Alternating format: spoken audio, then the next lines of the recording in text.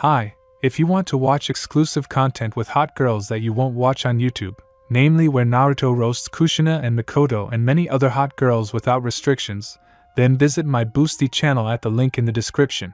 Hi. Yes, this is a new FF. And yes, other active fanfics will also get new parts. Except for Bakugan, a new look. I have no ideas for it yet. So if someone wanted to see a continuation of that FF, then sorry, there won't be one for now. In an unknown place. Where the 0 point was, the heart of all that exists, the first principles were sitting. The first principles are the reason for the beginning of this or that action, the action itself and its consequence. Their names are this or that event, thing, action. For example, fire, poison, time, etc. They were now sitting near the 0 point and discussing something. Fire, do you want to conduct some experiments again? It said sarcastically. At the same time, looking at nature, life, spirit and system. Nature, come on, fire. We just want to see what happens if we give Naruto the ability to grow plants from PVZ and standard. It will be interesting. It stated. The other participants of the experiment nodded. Fire, I can still understand why it was the plants from PVZ. But what the hell is the stand for? It asked with confusion. System, just for fun. What will come of it? It said. Fire, look at me. The last thing we need is Naruto, not Dio. Remember that we had to destroy everything connected with this. It said menacingly. Spirit, I admit, it was my mistake. But don't worry, I'll make him a stand myself. Everything is under control. It assured. Fire, I hope so. Having said this, it disappeared. And the 4 experimenters went to conduct the experiment. Commentary on Part 2. The beginning of the story itself. Here is a new part ready. I try to learn to make longer and more thoughtful parts. I am waiting for fair criticism. Enjoy reading. October 10th, the birthday of the unluckiest Uzumaki in the history of the world. And the day when everything that could go wrong, went wrong. Although there was something good, namely for the 4th Hokage and his wife, the bloody habanero. They had triplets. The eldest Naruto, the middle Menma and the youngest Mito. Canonical threats to the lives of children, the battle with Obito, and the ceiling in Naruto. Hiruzen decided to give his life. Minato, of course, tried to dissuade the old man. But to no avail. The 4 original principals were watching this melodrama. Plant, is it time? Spirit, it's time. The old man did not mess up the seals. But instead of Shinigami, a figure in black robes and white gloves appeared. Harbinger, I was called. Sit down, you filthy fox, or I'll use you for a fur coat, the figure declared. To the surprise of everyone except the first principals, Kyubi sat on her backside. Minato, Hiruzen and Kushina, what the hell are you? They asked with fear. Harbinger, none of your business. Then he turned his gaze to the fox. Listen here, I won't repeat this, because I have a lot of other work. I'll seal you in this carapace. He pointed at Naruto with his gloved hand. And if you try to twitch, then look for your ass in the sluts of Tatarstan. Have I explained everything clearly? He said in a voice that did not tolerate objections.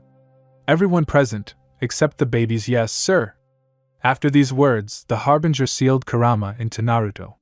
The boy's hair changed to bloody scarlet. Now you. First, the little one is not possessed, my seal cannot be broken. Second, old man, you will live. I do not need your soul. And third, get rid of Danzo if possible. Otherwise, he will get on your nerves. After these words, the entity disappeared.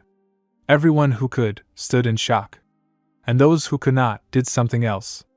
After 5 minutes of shock, Minato convened a shinobi council. It was decided not to call the civilian council. It was not their business, but the shinobis. At the council, the question of who the new Jinchuriki was immediately raised. Minato told about what happened. No one really believed it, but the sight of a living Hiruzen gave a strong reason to believe. The 4th Hokage wanted to keep Naruto in the family, because according to the entity, the seal cannot be broken by a fox, so everything is fine. But then, as always, the elders and Danzo intervened. The farts wanted to shove the Jinchuriki into the root to make a weapon out of him, not a person. Everyone else was against it. The heads of the clans and the Hokage tried to prevent this. The disputes would have lasted for a very long time, but Shikaku Nara, the head of the Nara clan, also called lazy geniuses, intervened. Shikaku, these disputes can go on forever. The only option that will suit everyone is to place the Jinchuriki in an orphanage, he said, and his gaze read. Forgive Minato, there is no other way. Minato was unhappy, but he understood that there was no other way. And so they decided. Danzo put bookmarks for the slow development of the mind, body and chakra, for loyalty to the village, and loyalty to him personally. With a sense of accomplishment, he left. Naruto's system immediately destroyed all the bookmarks, because there was no point in touching its owner. Kushina was inconsolable, but she also understood that there was no other way out. Minato's feelings were no better. Shikaku, Fugaku and Hayashi tried to calm them down, and their wives were also there. The question is, why were the representatives of the Uchiha and Hyuga calmly standing in the same room? It's simple. Since the founding of Konoha, both clans compared their archives and gnashed their teeth, thereby learning that the Uchiha and Hyuga were cousin clans. The Uchiha came from the Sage of the Six Paths, just like Senju and Uzumaki. And from the Sage's brother came the Hyuga, Tsuneki, don't ask how, it's just a fact, and Kurama clans. The Uchiha, having learned that their cousins, the Tsuneki clan, were almost killed, fell into a short-lived depression. The Tsuneki themselves were alive and became part of the Uchiha. In general, all related clans were in one place, in Konoha. The Kurama clan is alive and well in Konoha. According to legend, after drilling the Uchiha, Uzumaki and Senju tablets ceased to be a legend. The sage had 3 sons: Indra Otsutsuki, Ashura Otsutsuki and Azir Otsutsuki. Indra inherited the spirit of the sage, becoming the founder of the Uchiha clan. Ashura inherited the body of the sage, becoming the founder of the Seiju clan. Azir inherited the will of the sage, becoming the founder of the Uzumaki clan. But suddenly the general sadness was divorced. Fugaku had a plan in his head. Fugaku Mikoto, my dear, I know how to save ours from death, he said with enthusiasm. At first, no one understood what he was getting at. But suddenly, a realization flashed in Mikoto's head. Mikoto darling, you're a genius. This will definitely work. Everyone except Fugaku looked at him with confusion. We'll explain everything now, she said with a smile. I'll give you a general idea of what they told me. It turns out that their daughter, Sasuke, was born blind. The elders insist on killing her or giving her to an orphanage. Fugaku tried to explain to them that all the clans of Konoha have similar defects. Even the main families of these clans. But the elders don't care, either this or death. The rest looked at it with wild eyes. Kushina, I think I got your plan. You want to put your daughter in the same orphanage as Naruto. This is really brilliant, she said happily. Minato, so that's what we decided. I'm glad he won't be alone, he said with sadness at being forced to give his son to an orphanage. After this brainstorming, everyone went off to do their business. And the fourth went to scare the teachers and the director of the chosen shelter, so that they wouldn't be impudent. Narrated by Uzumaki Naruto. Well, hello? I'm Uzumaki Naruto. The unluckiest person in the whole world. Why did I decide that? It's simple. The people of my home village are idiots. They took seriously the rumors that I am the demon fox. Nonsense. I'm her Jinchuriki, not her. How do I know that I'm the Jinchuriki? Oh, it's even simpler here. I was born on the day when the Kyuubi was rampaging. And most likely I was the only one who was suitable for the role of the vessel. The Uzumaki clan itself and Konoha tried to help me. They taught me to read and write, throw kunai, shuriken and shinbans, and also taught me a few simple techniques. Like henge and substitution. The Uchiha, Hyuga, Nara and Kurama were also neutral towards me. The Uzumaki would be happy to shelter me, not because of the fox, but because I'm their clanmate. But the elders and the citizen council prevented this. Although one of the elders, Sarutobi Hiruzen, was for the idea of giving me to the clan of red-haired devils. But it was not meant to be. Also with me was a blind Uchiha. Uchiha Sasuke. She was bullied because of her blindness. Children are cruel. I was the only one who did not do this. When we met, we immediately decided to stick together. She often asked to tell stories from books and describe what surrounded us. I also protected her, sometimes teased her, but was not angry. She also teased me and took care of me when I was very sick. Although I am not so easy to kill. I remember when I was 4.5 years old, a kunai from a drunk chunin hit me in the head. But I survived, although the medics said that my brain was affected. But I don't care, alive, healthy and in complete mental integrity. The Uzumaki regeneration factor and the Kyuubi chakra made me almost unkillable. Sasuke almost choked me with hugs and tears. After that, I became more careful. But now Sasuke and I were turning 6. We were kicked out of the orphanage. The Hokage gave us a fairly spacious apartment. It was strange, but I do not argue with the authorities. Having settled in, we decided to go to the 44th training ground, also known as the Forest of Death. The name fully justified itself. Chakra mutant beasts, plants that could gobble up and not notice, and not for their purpose, but as a finishing blow, sent air that could eat you up in seconds. But for me, all this was not a threat. The forest itself protected me from these threats. Chakra beasts played and amused themselves more than they tried to tear me apart. The plants treated me and asked me to take care of them. Which I did. And the air was clean for me. Sasuke, the forest did not want to let her in, but I was able to convince the forest to let her in. We often trained here. It was peaceful here, it was nice to be in the grove of these trees. And the animals played with us, rode us on themselves and were just cute. Author's note: yes, they were very cute, without taking into account the fact that these same animals can eat up ambush squads and not notice. And here we are again that day. October 10th. My birthday and the day of victory over Kyuubi, also a day of mourning for the dead and the birthday of the Hokage's children. Menma Namake's arrogant, boastful, weakling. And this is the most forest description. His sister, Mito Namake's, was his complete opposite. Cheerful, kind, sweet. This is a brief description of her. It's so good that I can use henge.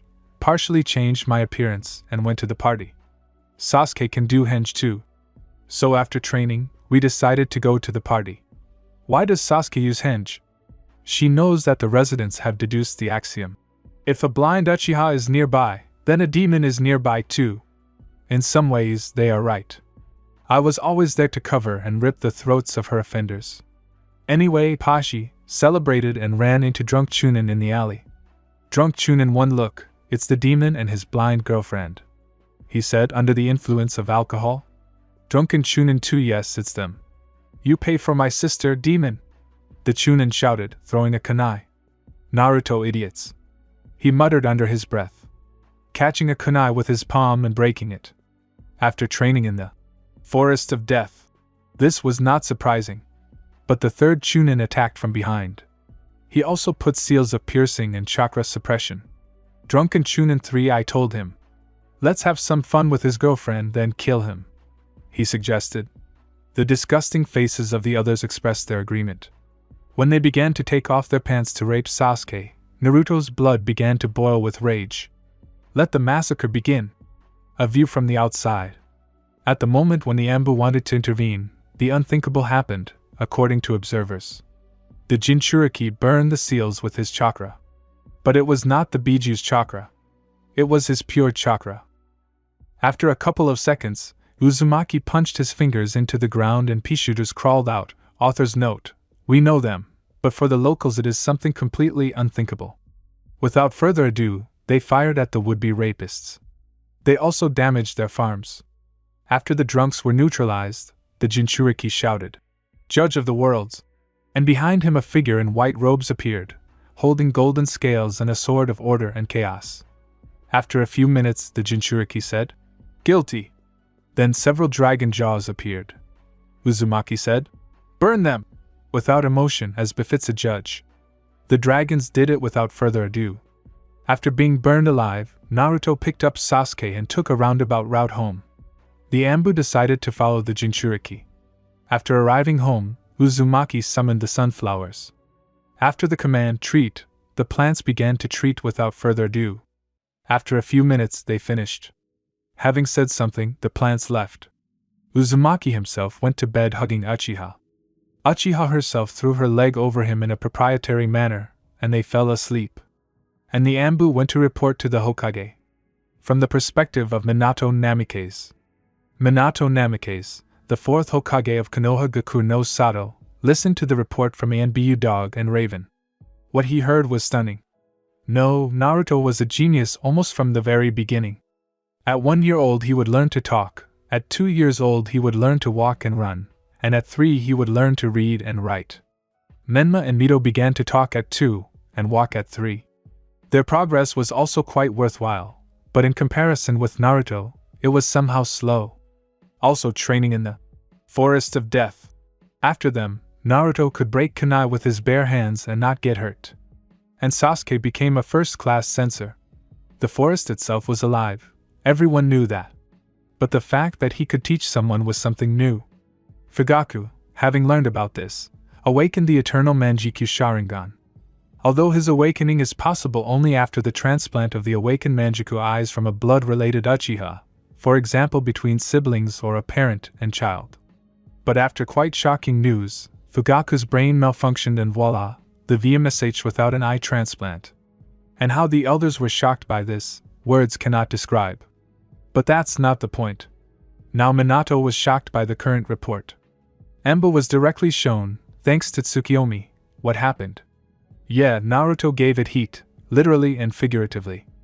After the report, the fourth demanded the cases of those Chunin. And he didn't like what he saw. They have enough crimes for more than one execution list. Murder, rape, theft, extortion, and these are their most harmless crimes. And they did not go under the tribunal, only because of the Storshin and the civil council. But Naruto executed them, by cremation alive. A cruel, but fair execution for their sins. Minato Kakashi Itachi, what do you think about this? He asked rhetorically. Kakashi Naruto was always fair. And after seeing the dossiers, I can say that he even wished for them. There is enough torture from Morinobiki for more than one life, he said with all seriousness. Itachi, what I saw scared me. Such indifference was extremely unexpected. And the creatures summoned from an unknown summoning were extremely strong, he said.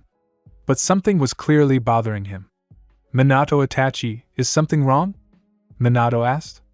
Itachi, yes, Heikage-sama. These creatures that Uzumaki summoned in his apartment could heal. When they worked, chakra channels began to appear in Sasuke's eyes. Itachi explained. The others were shocked. Fugaku, who was passing by the Hokage's office, heard this and burst into the office. Fugaku Itachi, are you sure about this? No one was expecting Fugaku to burst in. Itachi, yes, father, I am sure of it. If you don't believe me, then call the Hyuga. They will confirm my words, he declared with full determination. The next day, the Hyuga looked at Sasuke with the Byakugan, but Naruto quickly caught them and gave them a slap. But they had enough time. They confirmed Itachi's words that chakra channels began to appear in the Uchiha Heime's eyes. Fugaku, Mikoto and everyone else were shocked and happy. The Uchihos were happy that Sasuke might soon return to the clan, and the others were happy for their happiness. But then Minato had an idea. Minato Eureka! If everything goes as it should, then not only Sasuke will return home. Everyone did not understand anything. Minato quickly explained the plan. If these plants were able to identify Sasuke, then maybe if Naruto attracts a couple hundred more people, then we can get him back. Kushina, do you understand what this means? Our son will return home soon. After a few minutes of silence, everyone understood the meaning of the plan. They were happy for Minato and Kushina. After a couple more minutes of fun, everyone left. Meanwhile, Amberroot. From the perspective of Shimura Danzo. Shimura Danzo, as always, sat in his office and sorted through reports. The recent incident with the Jinchuriki complicated everything. As it turned out, the creature that was summoned instead of Shinigami placed protection on Uzumaki's mind. As the mentalist showed, during the annual examination, in order to understand how the seal from the entity works, they found a complete absence of bookmarks. They were destroyed completely. One of the mentalists tried to put new ones, but the protection simply split him into pieces, leaving a head and the inscription, "Leave while you're still alive!" Moreover, the inscription was made with the blood of the deceased mentalist in reality. This scared everyone. It was decided not to get into Uzumaki's head anymore until a way to bypass the protection was invented. There were results in this direction, but they actually weren't there. And the plan was so simple. The bookmarks made the Jinchuriki loyal to the village and Danzo, after which a rumor was spread that Uzumaki was the reincarnation of the demon forest. It was complete nonsense, but the people believed it, which was not surprising. They felt the bitterness of losing loved ones and the thirst for revenge for them. The next stage of the plan was to be the extermination of the Uchiha and luring the inhabitant of the Biju to the root. After luring, the Jinchuriki was to become a non-military weapon, and Danzo himself would become the Hokage and direct the village in the right direction. But such a well-built plan could not withstand a collision with reality. Uzumaki Naruto had a girlfriend, and who else? The rejected heme of the Uchiha, Sasuke Uchiha. All attempts to get rid of her were a failure. Uzumaki guards her day and night, takes care of her and cares for her. The last attempt ended in a stunning rite. Those 3 Chunin were pawns of the civilian council and elders. Their task was to kill Uchiha, to piss off the Jinchuriki so that the Kyuubi chakra would break out. Yes, they would have died, but for a great purpose. But everything went wrong. Instead of the fox's chakra, there was pure chakra of her vessel. Then strange creatures were summoned, which first castrated and then burned alive those Chunin. Moreover, as my observers found out, Uzumaki summoned healing creatures. They cured Uchiha. Moreover, they were able to overcome her blindness a little. Danzo, damn you, higher powers, that hinder me! He shouted into the ceiling. The first principals openly laughed with Danzo. The next morning, after the actions of the previous part, Naruto was the first of the 2 to wake up. He admired his beauty. His memory helpfully showed yesterday. The memories of how he condemned 3 people to a horrible death did not even make him wince from sadness. His sixth sense said that these shinobi were terrible criminals. After a few seconds, Naruto reluctantly got up. After water procedures, a system window popped up in front of Naruto's face. After 5 seconds, Naruto looked at the tea he was drinking. Naruto, I won't buy that brand of tea anymore. It's giving me hallucinations. After these words, a slight shock went through Naruto's body. Hey, why? He was perplexed. System 4 calling me a glitch. But it doesn't matter. Allow me to introduce myself. I am the R765454 gaming system. Your assistant, friend and sometimes psychologist. Let our acquaintance be a little unpleasant. But I hope that we can become friends, said the system. Naruto, I see. But can you please tell me more about yourself? He asked with some shock. System, the information packets are already downloaded and are being transmitted to your brain. It doesn't hurt. After a few seconds, all the necessary knowledge appeared in the scarlet-haired man's head. And it really didn't hurt. Naruto, thank you. I have a question, can Sasuke be connected? He said and asked with interest. System, establishing connection with the nearest admin. Your admin is John Adams. Issued by the system. After talking to the administrator, the go-ahead was given and the GG had the seed of the installation in her hands. Having placed the seed on Sasuke's chest, Naruto asked, Will you eat? To which she responded with consent. The seed was installed and the system started working. Sasuke was in a panic at first, but after receiving the knowledge, she calmed down. Afterwards, they had a normal conversation with the system and went to training. Shinobi Academy. The place where the future warriors of their village will study. Most of those who graduate may die, but those who survive will become stronger. In a tree near the academy sat 2 10-year-old children. They were called a demon and a witch. But they didn't care. They were and are Naruto Uzumaki and Sasuke Uchiha. Both were sitting and discussing their affairs. Naruto, Sasuke, what are you planning on doing today after the academy? He asked with interest. Sasuke, same as always, for the last 4 years. Persuade you to go to the dungeon, she said with a slight grin. Naruto, okay, in honor of our admission, we'll go to the dungeon. But before that, let's collect food and drinking water, he stated calmly. Sasuke smiled contentedly. Sasuke, thank you, Naru, she whispered. Flashback 4 years ago. 2 children were training in the Forest of Death. The system helped and prompted them. When suddenly the system gave out a group quest. System attention. Group quest received. Saving Heim Hyuga. Quest is mandatory. The usually silent system declared. Naruto, it says it's mandatory. So I'll have to do it, he said with some confusion. Sasuke, maybe we shouldn't do this? She asked pleadingly. She didn't want to create competitors. System reward for completion. Uzumaki Naruto, blueprints of the initial and advanced special garden, seeds of cactus, champera and corn. Also increasing affinity, or awakening affinity with Stekia. Sasuke Uchiha, C-rank fire techniques, awakening of Dijutsu. Also increasing affinity, or awakening affinity with Stekia. The system gave out that after viewing the awards, our heroes' eyes popped out of their heads. Sasuke, I take it back. Let's go rescue him immediately, she declared. And Uzumaki only nodded at this. He was completely satisfied with the reward and he did not plan to miss it.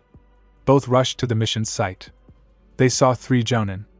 The plan was hastily concocted. The plants were the first to go into battle. They distracted the enemy and gave them time to retrieve the stolen Hyuga. After that, Naruto and Sasuke entered the battle personally. The enemy underestimated them. It was a fatal mistake. The first jounin threw a kunai at Naruto. He caught it without any effort and broke it. Sasuke began to create an auditory genjutsu. The second and third jounin began to fight in earnest. But Naruto once saw an Amba training with Makutan. Whether it would be gentle or not, he decided to try. Having folded the seals, he shouted, Makutan, forest shackles! The forest rustled, it shackled all 3 jounin and began to pump out chakra. After a few seconds, the shackles fell off, the enemies fell unconscious. The approaching sunflower medic examined the unconscious jounin, giving his verdict. Naruto was a little worried. Because Naruto and the forest are on first-name terms, the shackles not only drained the chakra, but also damaged the chakra system.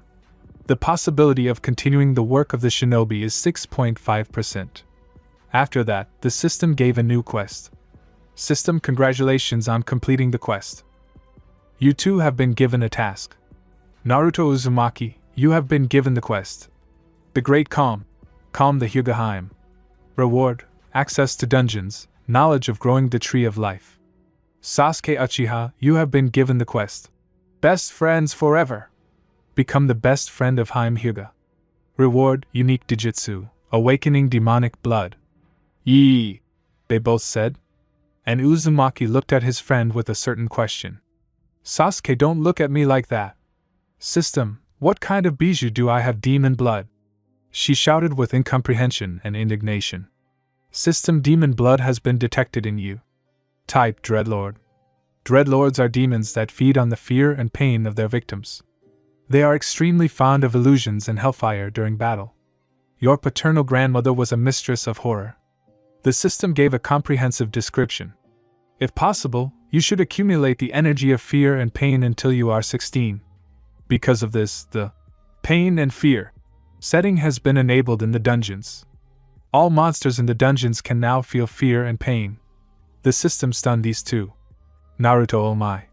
Sasuke, I think you should do a quest, he stated. Sasuke looked at him for a few silent seconds. Sasuke, why? She asked in a whisper. Naruto, it's simple. It might come in handy in the future. Although we won't be going into the dungeons yet, we're not ready. And remember, Sasuke, I'm not offering you anything shitty. And if you hear something like that from me, it might mean either I want to drag you into an adventure, or they're trying to manipulate you, using my guise, he said. Sasuke looked into Naruto's eyes.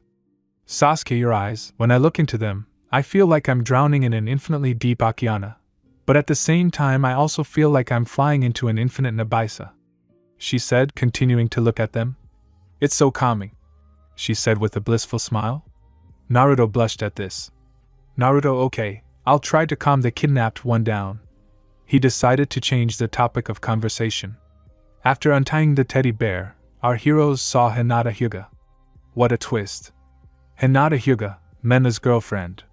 Yeah, it'll be hard. But the reward is worth it, he said sympathetically. Sasuke just sighed. Naruto managed to convince Hinata to look into his eyes. She immediately began to calm down, and the voice that resembled a soft morning rain accelerated it. Our heroes introduced themselves to Hinata. A phase shift occurred in her head. Instead of, Menma-kun is cool, it became, Naruto-kun is very cool and generous. And when the red-haired man hugged her, she lost contact with the ground. After that, Naruto left her a small sunflower, looks like from PVZ2. And he himself, taking Sasuke, went home. And the Ambu, who already wanted to twist the kidnappers, sat in shock and watched as 2 6-year-old children captured them. End flashback. For 4 years now, Sasuke had been constantly demanding that they go to the dungeon. But Naruto held on stoically. He decided to first sort out the rewards for saving Hinata. Hinata herself had often spent time with them since then. Sasuke didn't like it, she didn't want competitors. But Naruto insisted to complete the quest. But after one incident, they became real friends. Flashback. 2 years ago. It had been 2 years since Hinata had been saved. She simply hung around with him. The forest let her through with a creek, but let her through. Although Naruto hadn't asked for that.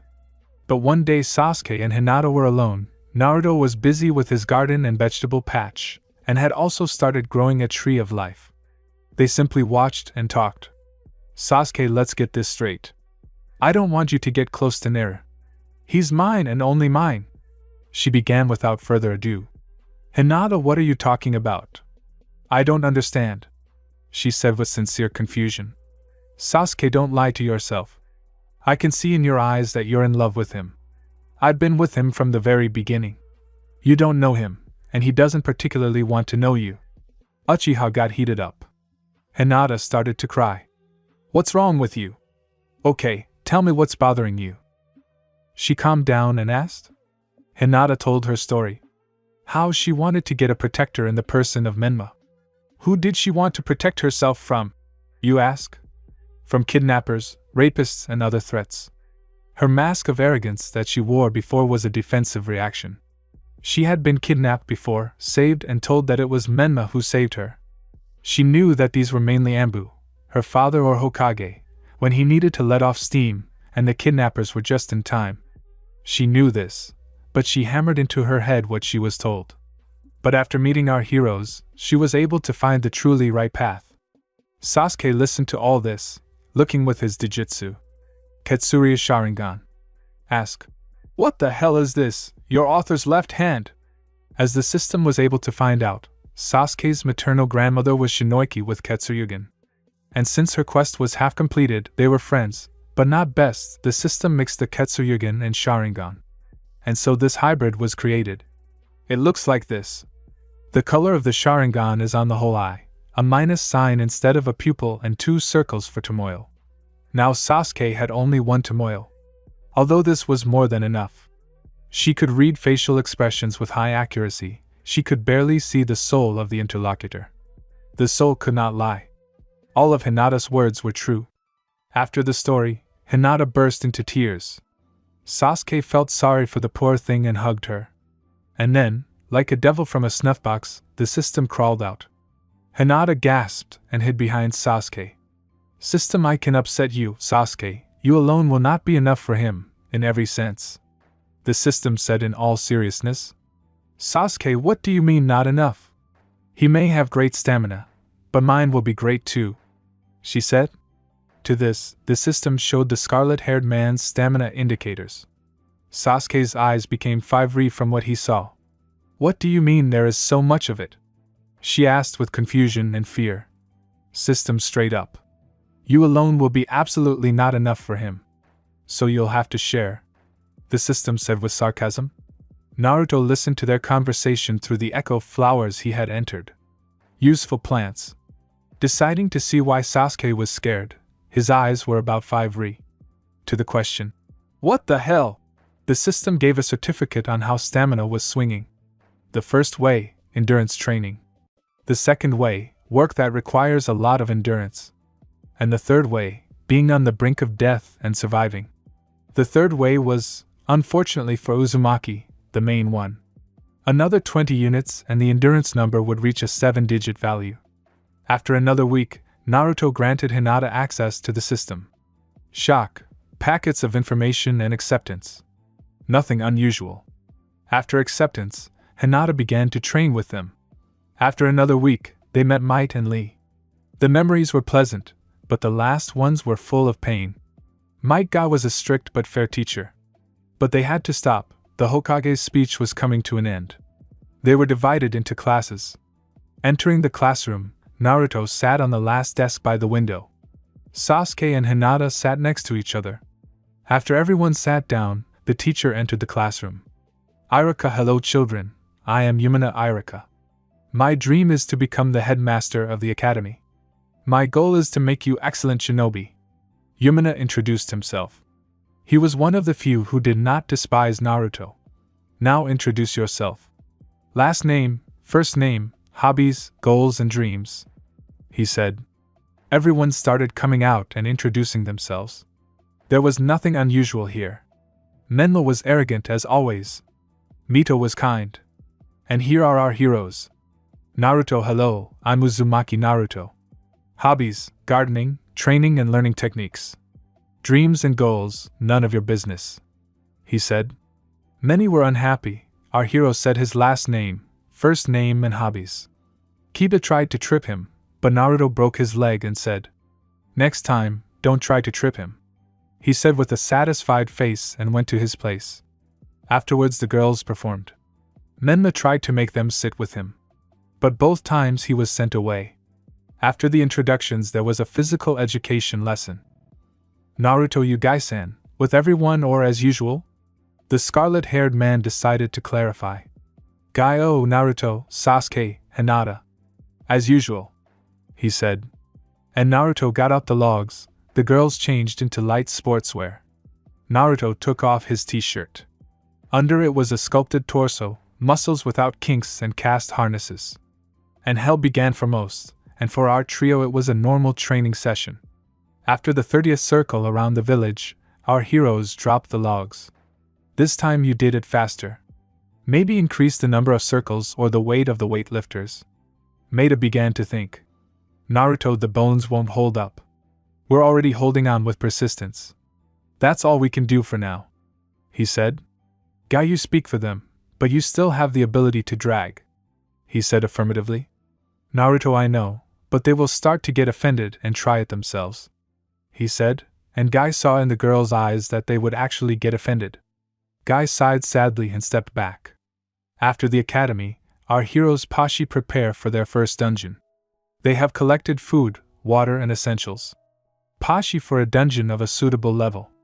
Naruto sewers, 1 to 3 level, he said. Sasuke, let's go. Seeing the nods, they entered. The system gave out. System, congratulations on visiting your first dungeon. Dungeon task, kill the Rat King. Reward varies. Given by the system. Naruto, well, let's begin, he said, realizing that this would drag on. Rats were crawling from every crack. And where there were no cracks, they gnawed and crawled from there too. There were young, adult rats, war rats and other low-level scum.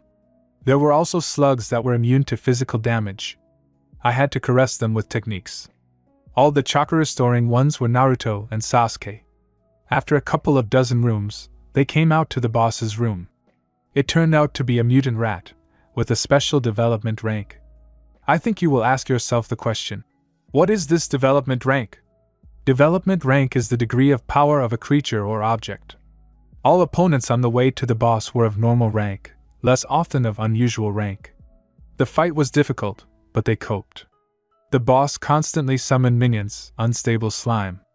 When losing 33% of health, the boss tried to absorb the slime and restore health.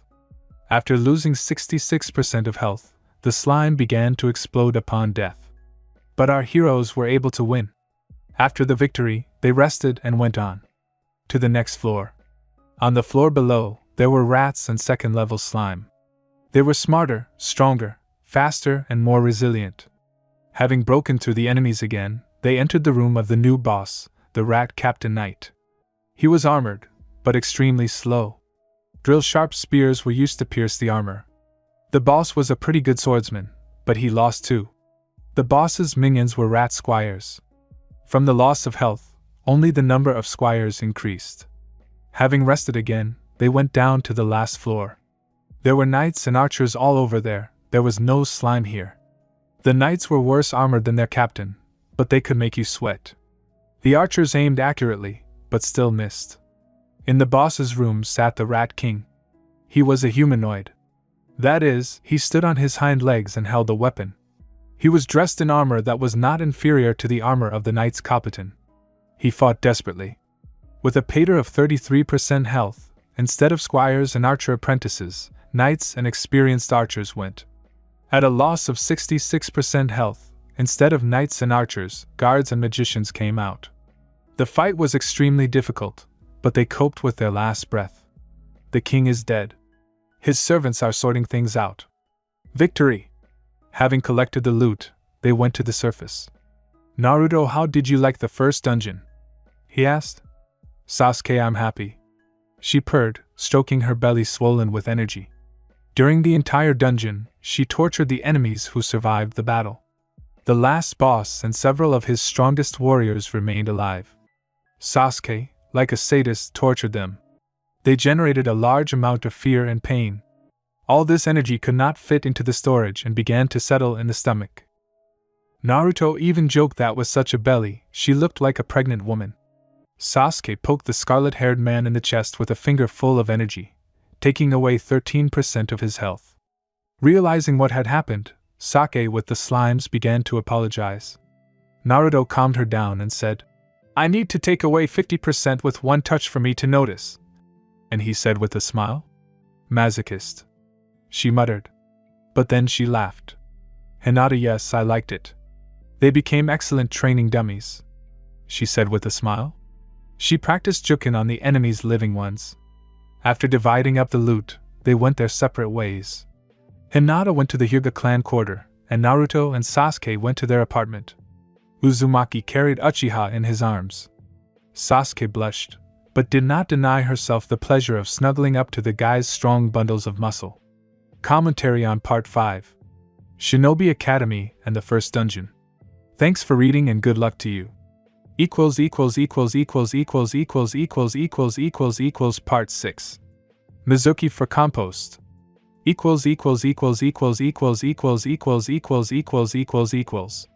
Commentary on Part 6. Mizuki to the compost. The part is ready. Enjoy reading.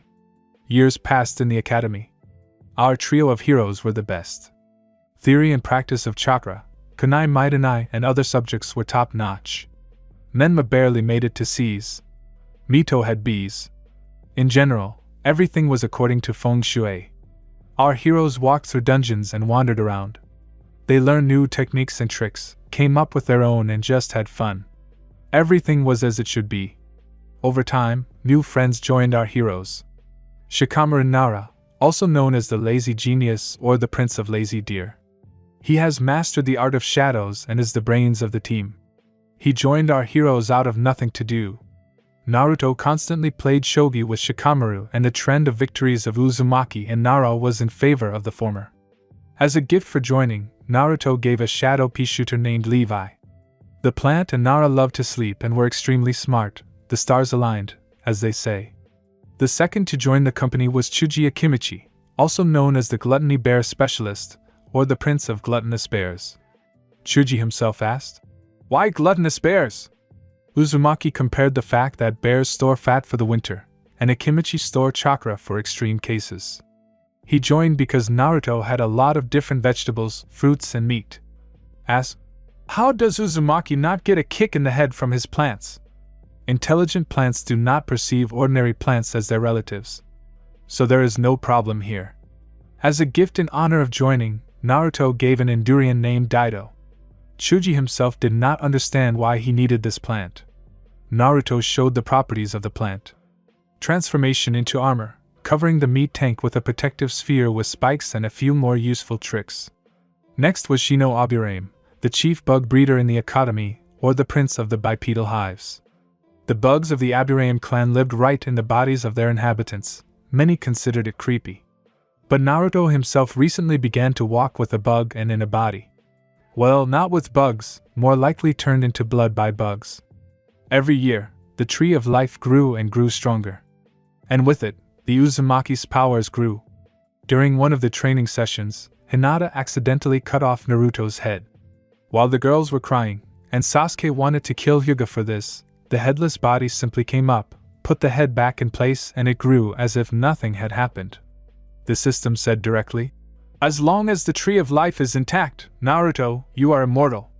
Shock, all that could be said about our heroes, but they quickly realized everything. Naruto began to care about the tree even more. And Sasuke and Hinata thanked the tree for saving their beloved. The tree rustled with joy. But I got a little distracted from the topic. Due to the growth of the tree's powers, Uzumaki learned to create life from scrap materials. And too much blood began to accumulate in the hero's body, which threatened to rupture the body from the inside. Why did he have so much blood? Everyone thought about it, even the author, but came to the conclusion that due to the large amount of life energy, the body began to produce more than necessary. And suddenly Naruto got it in the head. Naruto thoughts, why can't I make my own beetles? Aburame has them, how am I any worse? Only instead of placing a hive in the body, I will use my life control skills to carve a subspace seal on the bones. And I will pump out the excess blood, and it will be a very unpleasant surprise for the enemies. I'm a genius, he thought with a crazy smile. And he did it. With the help of the power of life, Fuinjutsu and Mat, he was able to do it. The current volume of subspace is 25 cubic meters. Shino, hearing and seeing Uzumaki's beetles, stared at our hero. But their training together showed clear differences. As a plant friend, Naruto gave him a hive named Hive. This plant looked like a beehive on grass legs and 6 vines for holding, dragging and moving through trees. Shino's beetles were simply blown away by this plant. He also had the ability to upgrade the beetles. Make them fire or ice? Strengthen their shell or make them armor-piercing? As easy as pie. They got along very well. Although it took time to improve. The next newcomer was Kiba Inuzuka. At first, he was Menma's drunk. But then he began to want to increase his strength, and he saw this in the Uzumaki group. At first, he tried to seize power through a duel. And he got it in spades. Naruto wiped the floor with Inuzuka. The dog lover became friends with Uzumaki and company. He tried to seize power 3 more times. Each time, Kiba and his puppy ate dirt. After the 4th duel, Kiba finally accepted Naruto as the alpha of the group and began to call him boss. Our main hero's inspiration flared up again. Plants in the form of animals. Trivial, but quite possible. The gift was the first tree wolf cub named Cascade. Akamaru and Cascade began to bite. Kiba immediately began to stop this and came up with an option. He simply locked them in one room. Both dogs bit and whined. After a week, they became friends and stopped trying to tear each other apart. Ino Yamanaka was the 5th to join. What forest is she here with? You ask? Her father Inoichi Yamanaka told his daughter to establish contact with her future teammates. That there would be a famous Ino Shikache, no one doubted. And her future teammates communicated with Naruto, Sasuke and Hinata. Along the way, trying to drag the girls into the Menma fan club. But to their logical question, and how is Menma better than Naruto? Ino could not find an answer. Menma is arrogant, haughty, weak and always relies on the position of his father. Naruto achieves everything himself, loves plants, which was a big plus for Yamanaka, is brave and does not let his own be offended. And thus, without sleeping, Ino fell in love with Naruto. And in Sasuke's gaze it was red. Narrow will be your grief, whether you want it or not. And Uzumaki was internally sick of this, but he understood that this could not be avoided. As a gift, Naruto gave a hypnoflower named Hypno. The 2 mentalists quickly found a common language. And finally, not for the sake of meaning, but as a finishing touch to the picture, Naruto, Sasuke and Hinata, the trio of the founders of this gang. They were mentioned in previous parts. They were and are the best at the academy. Year after year, the best result. But everything comes to an end and the academy is no exception. The tests for graduation from the academy were done perfectly, so that anyone would doubt it. The gang sat and thought about who would be a teammate to whom. They communicated through Uzumaki's new creation. Plant phone. A small symbiotic plant that could not be controlled with Makutan. Paranoia is our everything. Further dialogue on plant background. Naruto Goodbye Academy. Hello Shinobi Life. We've been sitting here for 7 whole years. Many memories will remain for you. He began his monologue. Kiba boss, we're leaving here soon. There really will be a lot of memories, both happy and not so happy. What kind of teammates do you think we'll have? The dog owner asked a rhetoric question. Naruto, it's really obvious. Ino Shikache and you, Hinata and Shino. Sasuke and I will most likely be given Sakura as a counterweight. He expressed his opinion. Sasuke, by the way, Neru, will you tell me how Mizuki went to compost? She asked. Flashback.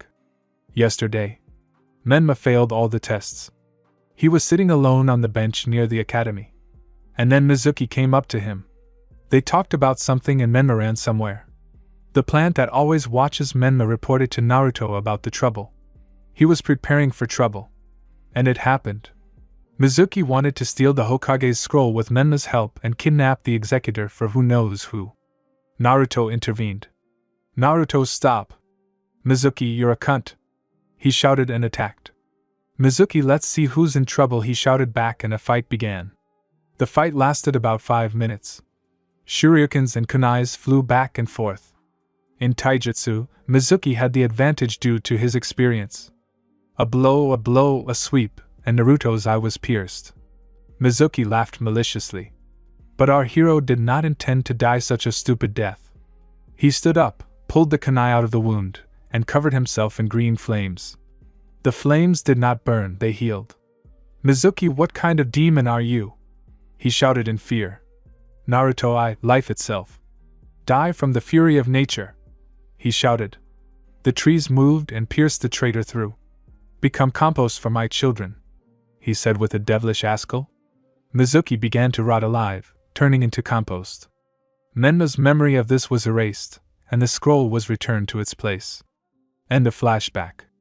Shikamaru, you treated him cruelly, Naruto. He expressed his opinion. As for me, it was the right decision. He wanted to kill Neru, let him become plant food himself, she declared. The other girls in the group expressed their agreement. Naruto, okay, people. Our senseis are approaching. Readiness number 1, said the leader of the group. The others dropped and began to wait. Commentary on Part 6.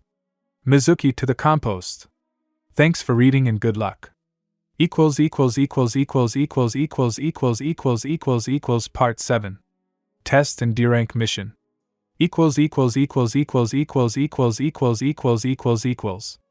Commentary on Part 7. Test and D-rank mission. The new chapter is ready. Sorry for the content, but I was sick and had no inspiration. The distribution went quite normally. The senseis took the teams for an introduction. Only Teams 6, 7, 8, and 10 remained. Team 6, Menma Namikaze, Mito Namikaze and Satoru Senju, Sensei Kushina Uzumaki. Team 7, Naruto Uzumaki, Sasuke Uchiha, Sakura Haruno, Senseis Kakashi Hatake and Tenza. Yes, 2 senseis. Kakashi was assigned because of Sasuke's Sharingan, and Tenza because of Naruto's Makutan. Sakura is just ballast. Team 8, Kiba Inuzuka, Shino Aburame, Hinata Hyuga, Sensei Kurinai Yuhi. Team 10, Shikamaru Nara, Chuji Akimichi, Ino Yamono, Sensei Asuma Sarutobi. Basically, as per canon, except for a few changes. The remaining teams left long ago. Only these 4 teams remained. The senseis were 2 hours late. Everyone had gone to their own interest groups. Naruto and Ko were discussing training, equipment, and teamwork. Menma and Mito were arguing about something. Sakura was climbing over Menma. And Satoru was simply making wooden dolls. Feng Shui at 100%. After another 3 hours, the senseis finally managed to come. But as soon as they entered, stone spikes, phoenix flowers, and a wood dragon the size of 3 adult Inuzuka Niken flew at them. Naruto, next time, the dragon will be the size of a one-tailed one, he said angrily. From Naruto's team, no one was surprised by such a reaction. They knew Uzumaki's character and his dislike of being late. The extras, namely Sakura, Menma, Mito, were shocked. Satori, on the other hand, just made dolls, she didn't care. After that, and the cannon from Kakashi. Kakashi, I don't like you, he said with a frown in his eyes. Naruto likewise. If you're going to be late regularly, then get ready to become a hedgehog," he said with a grinning smile and a bunch of needles at the ready. On the roof of the academy. "Kushina, so let's get acquainted. I'll start. I'm Kushina Uzumaki, also known as the Bloody Habanera. Hobby, cooking. I love my family. I won't tell you my dream," she said, looking briefly at Naruto. "Asuma, I am Asuma Sarutobi, a Konoha Jonin. Once part of the 12 ninja guardians of the Fire Daimyo. Hobbies, training. I love my family and Kurinai. My dream is for her to become my wife," he said calmly. "Kurinai, I'm Kurinai Yahi, a Konoha Jonin. Hobbies, I won't tell. I love Asuma. My dream is to marry him," she said, holding on to Asuma, and he just smiled. "Tenza, I am Tenza, a Konoha Jonin. I use Makutan. Hobbies, training. You don't need to know the dream," he said, and Naruto frowned. "Kakashi, I am Kakashi Hataki, a Jonin of Konoha. Hobbies and dreams do not concern you," he said casually. "Sasuke Neru, what do you think about sensei?" the girl asked. The guy nodded and started talking. "Naruto, there's nothing on Kushina-san. Asuma and Kurinai still can't organize a wedding. That's why they're still not husband and wife, and also," Naruto squinted at Kurinai twins, about 2 weeks old. "Kakashi likes to read porn books. His dream is to atone for the death of his teammates." Tenza, gnashing his teeth, didn't lie about the information, but the dream is blasphemous. He gave the most reliable information. The senseis were shocked. "Kakashi, how?" he asked in disbelief. "Naruto, it is impossible to hide anything from me. And the archives of Ambu and Root are not hidden from me at all. I know everything and about everyone," he said with a devilish smile. After another 5 minutes, the senseis and future genin dispersed, not forgetting to announce the survival test at the 7th training ground. Naruto and company prepared. Menma, Mito, Sakura, and Satoru went home. The next day. Polygon number 7. There were 5 senseis and 12 future genin standing on the training ground. The senseis announced that those who did not receive their bells within an hour would be sent back to the academy. Naruto's team quickly gathered around. "Kiba, what's the plan, boss?" he asked. "Naruto action plan, Hellfang. Kiba, Shikamaru, Chuji, you begin. Shino, Ino, Hinata, you continue. Sasuke and I will finish." After giving the instructions, everyone nodded. The senseis watched this. But after, they went on the defensive. Kiba and Chuji attacked first. Kiba, Akamaru, and Cascade attacked quickly and retreated so as not to get a response. Chuji, with the help of Daido, turned into a spiked ball that tried to crush the senseis. Shikamaru tried to trap the experienced Jonin. They dodged it, but it was calculated. Shino and Hive were able to create and reproduce beetles with a polylytic poison. Asuma and Kurinai fell into this trap. "Naruto 2 out, 3 left," he said with a devilish askle. Ino and Hinata pressed Kushina, while Naruto and Sasuke pinned Kakashi and Tenza against the wall. Ino and Hinata versus Kushina. The girls attacked Kushina with all their might. Hinata tried to break through her opponent's defense with the Juken. Ino, with the help of Hypno, created illusions that acted directly on the mind, without affecting the chakra. Kushina shouted Kai several times, but nothing happened. "Kushina, this is not fair, Tade Bane. Why is this genjutsu not being removed?" the woman shouted. Ino and Hinata stood up for a moment. "Why did you stand up?" she asked with interest. "Hinata, you're Tade Bane, very similar to the Tadabao that Naruto blurts out during a nervous breakdown," she said. Ino, usually a word like that slips out when he curses someone. She added her own to Hinata's words. Kushina realized that her son had his signature word, like all Uzumaki. But she was upset that this word, in most cases, is used in a sweary context. But this delay was enough. Hinata quickly moved and put a paralysis seal. Kushina was out, Kakashi and Tenza remained. Meanwhile, Naruto and Sasuke were fighting against Kakashi and Tenz. The 4 of them were standing and looking at each other. Naruto was looking at Tenz with a scorching gaze. Sasuke was studying Kakashi. Kakashi's gaze expressed the question, "Why are we standing there?" And Ten's gaze simply read, "Why?"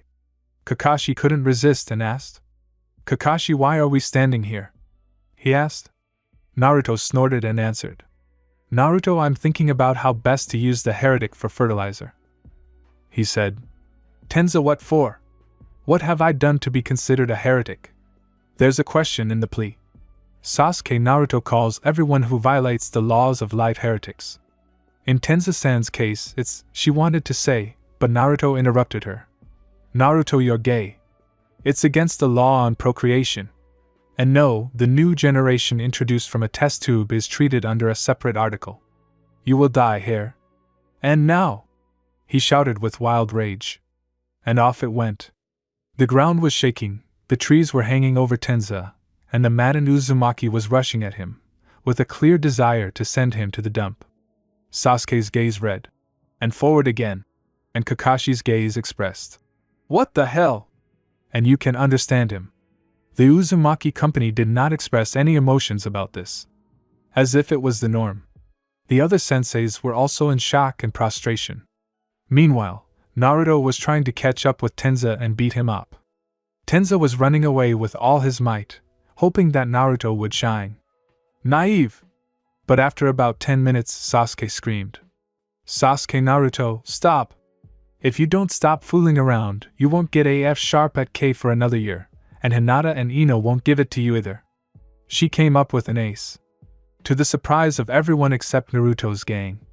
Uzumaki stopped, looked at the girls and, gritting his teeth, simply took the bells away.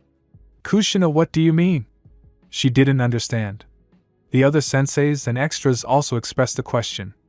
Hinata, because Naruto embodies the fury of life, his hormones are already seething.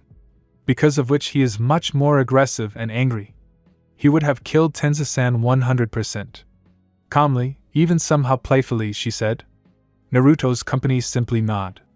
After throwing all the bells to Uzumaki, he, without thinking twice, cut the bells into pieces with a futon and distributed them to everyone, even Tenza. Sensei, They didn't understand. Naruto Simi was told that whoever doesn't have a bell will go to the academy. He said with a sneer and a demonic asco. The sensei floated at these words, the Uzumaki gang laughed, and the extras were afraid. Then everyone dispersed. After all this, the senseis went to the Hokage's residence. Minato, well, did you get through it? He asked right away. Tenza, everyone passed, and Naruto almost knocked me out. He said briefly, looking around minute by minute. Minato, He didn't understand. Kakashi will explain everything now. He said, and they began to explain. Minato was either laughing, or twitching from tension, or simply making a hand-face gesture. Minato, on the one hand, it's good that the genin work as a team. On the other hand, as soon as their leader takes Konoha for an enemy, they immediately desert. He gave his opinion. Kushina, Minato? She asked with concern and apprehension. Minato, I know, my dear, I know. I'm just considering a bad scenario right away, but I hope that it won't happen. And I'm excluding you, Tenza, from the sensei of the 7th team. He calmed his wife down. And Tenza was grateful for this, he was worried about his life. Meanwhile, Naruto and company just sat under the tree of life and talked. Sasuke, Naru, please, next time don't let your hatred get to you. If it weren't for me, you would have killed Tenza-san, she said, looking at the guy. Naruto, as for me, it's a shame. There should be no mercy for heretics, he declared. The others just looked at the two of them. Naruto and Sasuke argued for another 2 hours, but Kiba and Shino got tired of it. They bumped into each other, and it turned out that Sasuke was lying in Naruto's arms, and Naruto was holding Sasuke by the waist. Then they just kissed and didn't even blush. It didn't bother anyone at all. And the D-rank missions were simple. Walking dogs, hanging out with the kids, catching the daimyo's wife's cat, etc. Tora was an extremely wayward cat, and really didn't want to return to her owner. But meeting Uzumaki Naruto in a terrible mood quickly changed that. But we'll skip that. And then, when taking on a new mission, there was an embarrassment. Minato Team 7, you have a change of plans. Team 6 has been ambushed. The customer lied about the mission rank. Move out immediately in 1 hour, he ordered. Team 7 hi, they answered and went to get ready. Commentary on Part 7. test and D-rank mission. Thanks for reading and good luck. I've also included comments. Part 8. Garden in Valna.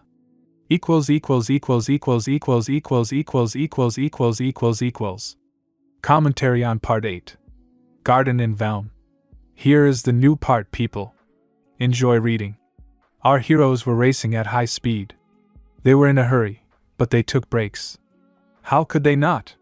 Suddenly there was a fight, and they were tired. At this rate, they would arrive in about 3 hours. Kakashi, Naruto, and Sasuke were running along the upper tracks. Sakura was now riding on Uzumaki's shoulders. Kakashi, isn't it hard? The sensei decided to check with his student. Naruto, if it's about the equipment, then no, it has weight-reducing seals on it. If it's about Sakura, then nothing, we've never come out of such trips. Right, Sasuke? He asked a rhetorical question. The Uchiha only nodded at these words. They were already halfway to their destination. An hour and 30 minutes later, they reached the customer's house. The house itself was just ordinary, but tasteful. The architect was obviously talented enough.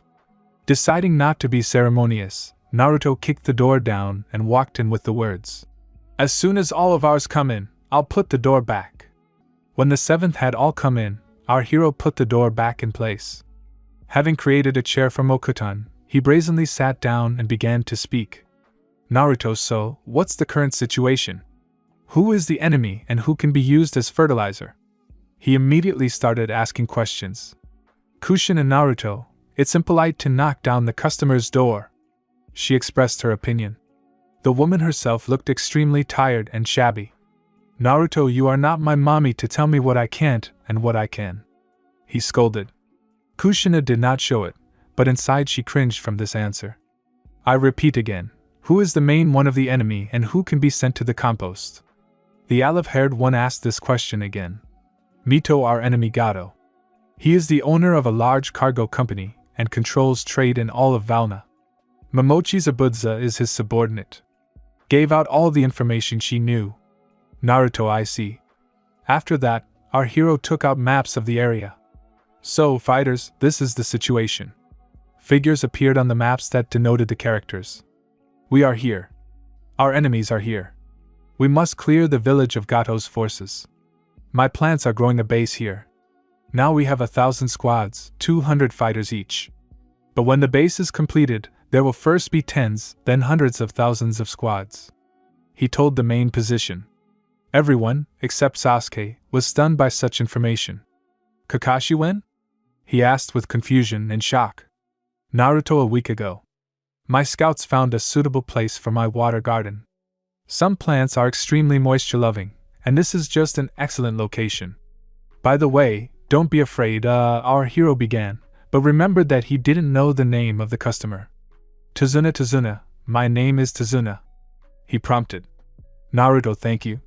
Don't worry, Tatsuna-san, my soldiers won't take over the country. But I will build my own naval base.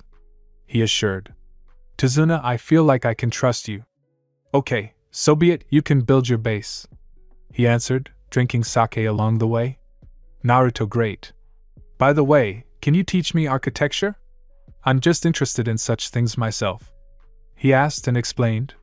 Tazuna, of course, Olive Lacey. I'm glad that at least someone wants to know more about architecture. He answered happily. And so they parted ways. Naruto went with the customer to the bridge. Tazuna told and showed what and how, and our hero learned quickly. And at that time Kushina and Kakashi trained the 6th Kathmandu and Sakura. Sasuke just watched these trainings and ate popcorn. Nenna tried to hit on her, but was sent away. Mito was looking for ways to make friends with Sasuke. Uchiha herself was somehow bored and she began to communicate with Mito. The girls talked about all sorts of things. Jewelry, boys, diets, which Sasuke openly ridiculed, training, professional interest, and many other things. Sasuke once let it slip that she trained in the Forest of Death, and stroked a bear that could kick a four-tailed bear.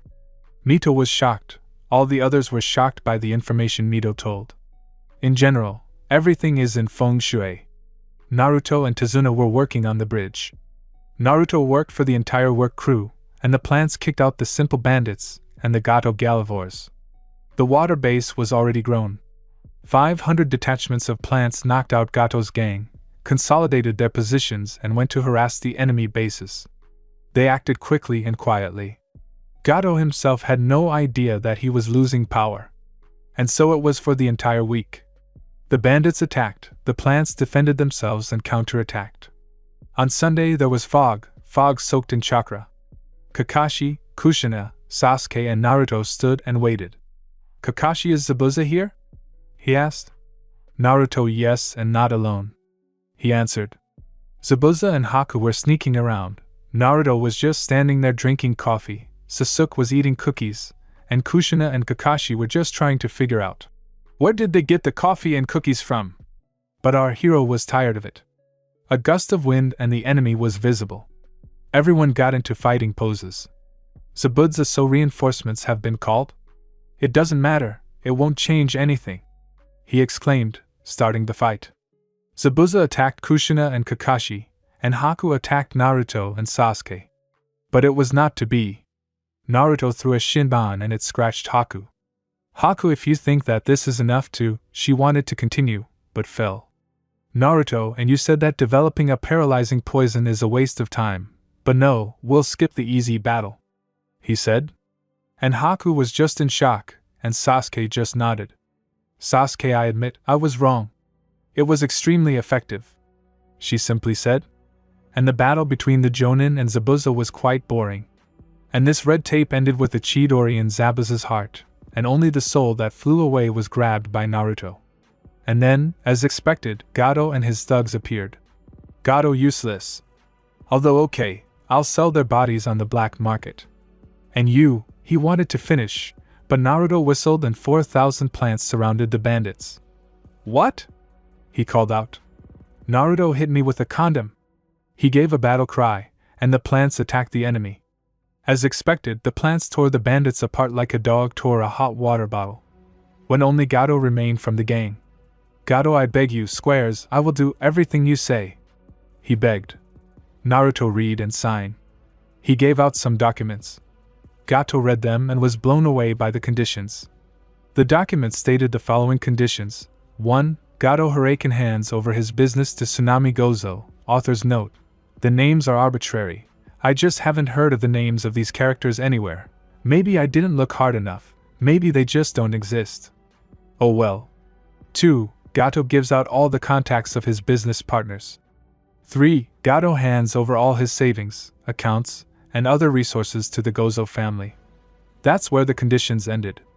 "Gato, this is robbery in broad daylight," he exclaimed. "Naruto, do you want to live?"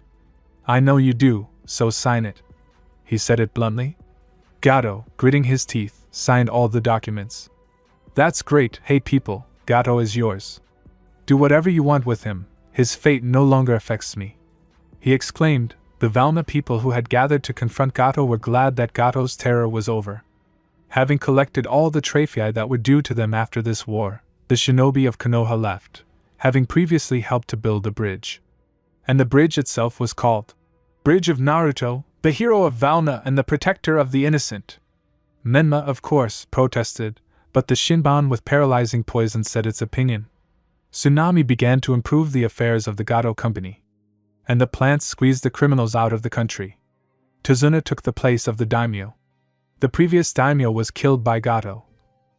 Which is obvious. Back in Konoha, everyone went their separate ways. Naruto and Sasuke, with the paralyzed Haku, headed to the Forest of Death. Menma, Mito, Satoru, and Sakura went with the ladies. And Kushina and Kakashi went to report. "Minato, how did the mission go?" he asked. "Kushina, relatively normal, although Naruto turned this mission into a war," she answered. "Minto, This sound expressed all the misunderstanding that the yellow lightning of Konoha was experiencing. "Kakashi will explain now," he answered. And then he told everything that happened on the mission. Somewhere Kushina was correcting him. Minato was laughing somewhere he was tense. And at the end there was a look, "Oh well. Minato, I see." Naruto's thinking during the mission was similar to the thinking of a general in a war. On the one hand it's good, but on the other hand it's bad. I don't think I need to explain why. He gave his verdict. Kushina and Kakashi just nodded in agreement. Commentary on Part 8. Garden in Valm. Thanks for reading and good luck. If you find any mistakes, please let me know and I'll fix them. Part 9. Access code love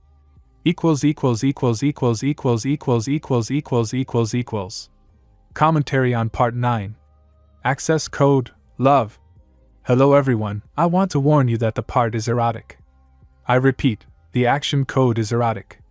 And my condolences to the Sakura lovers. Our heroes and the paralyzed Haku were just sitting in the apartment. Naruto and Sasuke like being near the Tree of Life more, but the upcoming exams spoiled the whole picture. Because of Ambu and the scouts from other villages, although they went to feed the champ and the sun toadstools.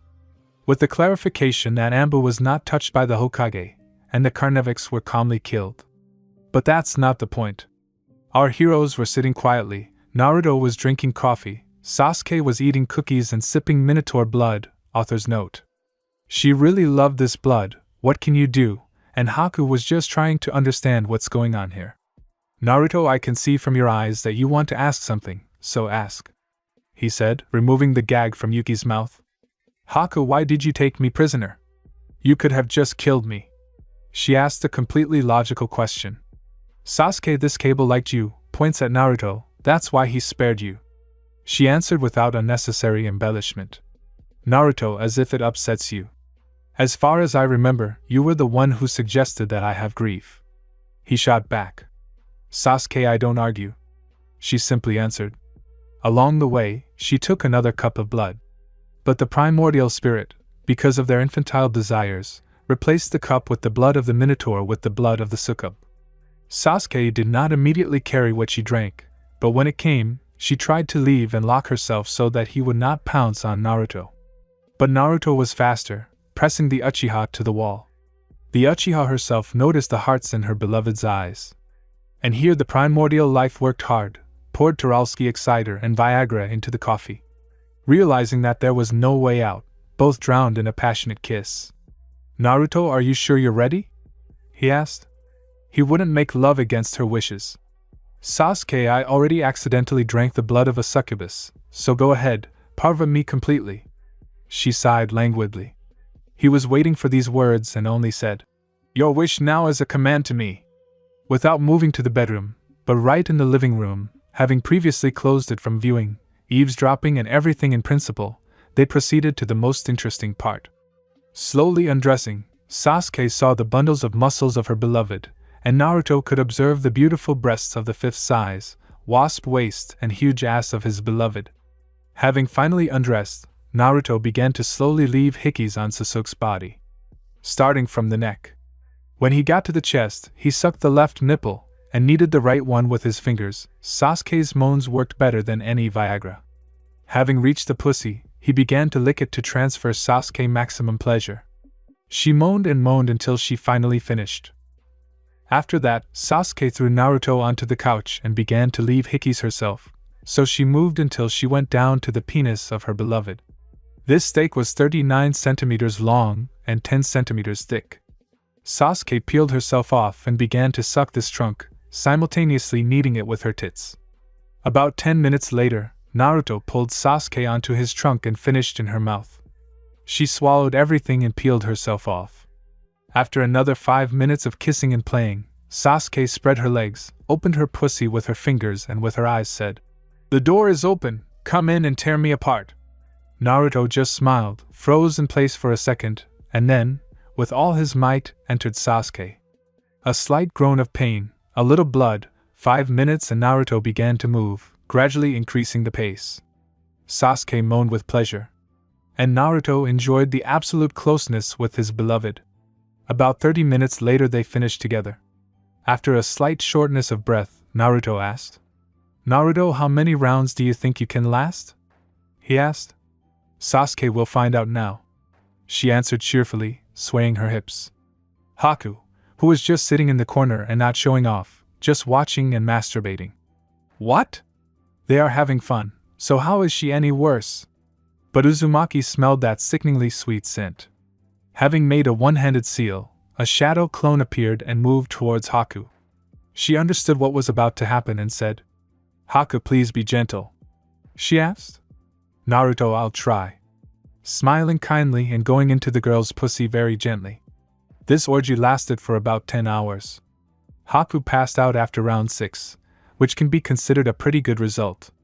Sasuke passed out after round 20. Demons are much more resilient than ordinary people. And what about Naruto? He was still full of energy, but no longer in the mood to fuck anyone. After looking at the mess they had made, he cleaned up, washed himself and the girls, and then they went to bed. The next day, the trio woke up extremely pleased, so much so that anyone who saw them would want to skim them lemons, the size of Jubi in full form. The two girls were on either side of the guy. "Sasuke and Haku, good morning, darling," they said in chorus. "Naruto, yeah, we had a lot of fun yesterday. By the way, Haku, tell me, did Zabuza harass you? Because yesterday it turned out that you were a virgin," he said and asked. "Haku, Zabuza-sama is like a father to me, and he considered me his daughter, and he condemns incest," she answered simply. "Naruto, I see. Okay, go take a bath. I'll make breakfast," he said. The girls just went and washed themselves, sat down at the table where breakfast had arrived. "Sasuke, how we wished Haku would become our teammate," she said. "Naruto, no problem, we'll arrange everything." He smiled. The next day, 1500 hours. Sakura Haruno's parents were crying. Why? Their daughter's body was found buried under one of the village's sakura trees. What an erosion. At first, Naruto was blamed for this, but the investigation led to a serial rapist who had been terrorizing all of Konoha for 6 years. He was put behind bars. And the next day, under pressure from Naruto, Kakashi requested the introduction of Yuki Haku to Team 7, in place of Haruno. Minato, of course, hesitated for about 5 minutes, but then confirmed this request. Commentary on Part 9. Access code, LOVE. Thanks for reading and good luck to you. If there are any errors, please report them so that they can be corrected. Sakura fans, please have a constructive fight. Not hateful. Part 10. Desert Flower. Part 1.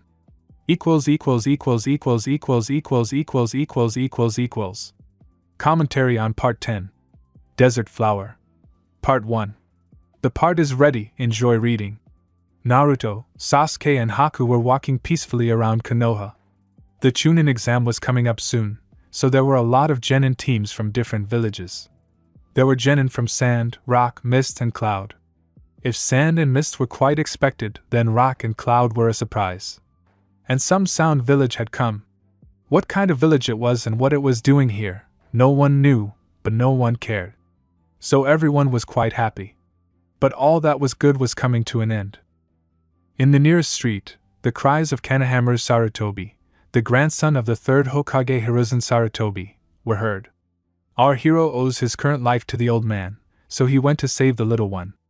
And when he got to the place of the showdown, he saw a Sandman with a wrapped puppet. Next to him stood a girl whose hair was blonde, tied in 2 ponytails. She was saying something to the guy. "Temari Kankuro, let him go. You don't want problems for our village," she declared. "Kankuro, and if I don't let go, then what?" he asked. But instead of the girl, the answer came from the roots that were holding the big guy. Naruto quickly let go of the third grandson, "Otherwise I will turn these roots into your coffin," he stated calmly. Panic was visible on Kankuro's face. "Kankuro, okay, I'll let him go," he said and let Konohamaru go. The roots parted and went underground. "Naruto, that would be great right away." "My name is Uzumaki Naruto, and yours?" he said, introduced himself and asked. "Temari, I am Sabaka no Temari, and this is my brother Sabaka no Kankuro." She decided to introduce herself and her brother. "Naruto, oh, the children of the Kazekage? That's a Pavrat, but where is your sister, what's her name? Oh yeah, Sabaka no Gara." The guy expressed his opinion and asked a logical question, although the answer came by itself. "Gara Kankuro, Temari, you are disgracing the sand right now. Give me at least one reason not to kill you." The Sand Princess answered coldly. While the Asta representatives of the dog were shaking, our hero decided to intervene in what was happening. Naruto, well, hello Gaara, my name is Uzumaki Naruto. Although because of the fate we share, you can call me the Ninth. He introduced himself. Gaara hesitated a bit and answered. Gaara, nice to meet you, you already know my name. Actually, I'm the first. She said. Kankuro and Temari didn't understand what was going on. Sasuke and Haku just smiled, and Ambu just couldn't stand it. Everything is feng shui, to put it briefly. Naruto, okay, let's go. Konohamaru needs to take him to his grandfather before he does something, he said.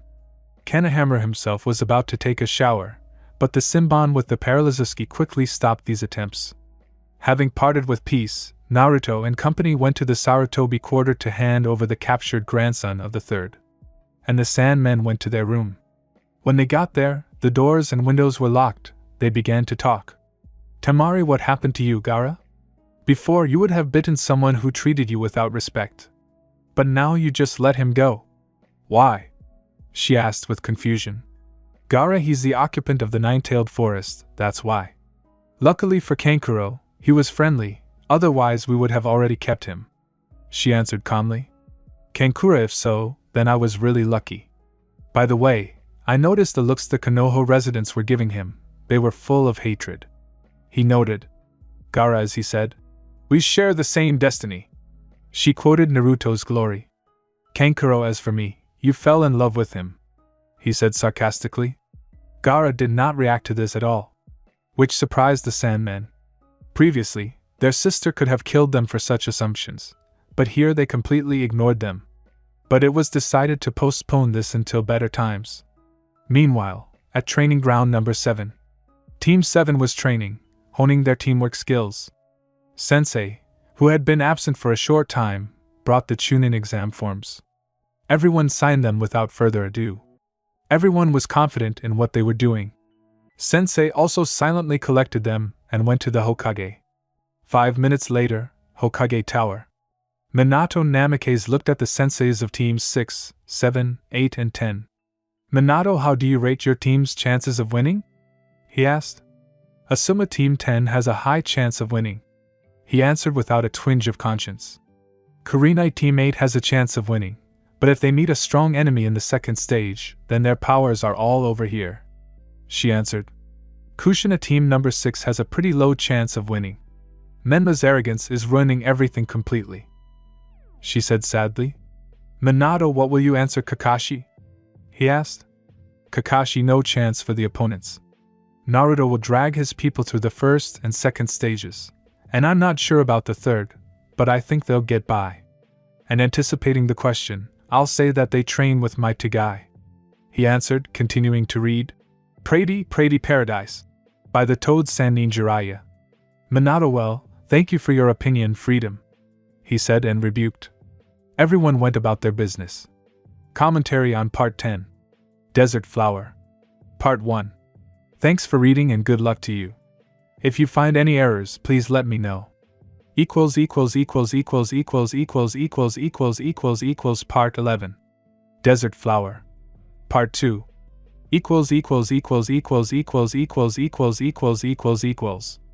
Commentary on Part 11. Desert Flower. Part 2. The part is ready, enjoy reading. A week has passed since the previous part. Our heroes were training. When Kakashi reported the location of the first stage of righteousness, our heroes moved to the academy by Shunshin. I conducted the first stage in Office 302. A huge part of the genin stood at 202. Naruto Genjutsu, he stated. Haku, shall we pass by? She asked. Naruto, yes, but first, after that, he broke this genjutsu. The animals and the forest are hungry, and so they will go to a good cause, he answered with a maniac's smile. Going further, to the third floor, our heroes met their friends. Hinata and Ino immediately attacked Naruto. Hinata and Ino, Naruto, they shouted at the same time. Naruto, I'm glad to see you too, but please get off. We are at the exam after all.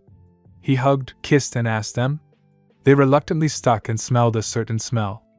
After which they moved on to Sasuke and Haku. And in the confusion, Kabuto rolled up to the company. Kabuto, well, hello, is this your first time taking the exam? He asked.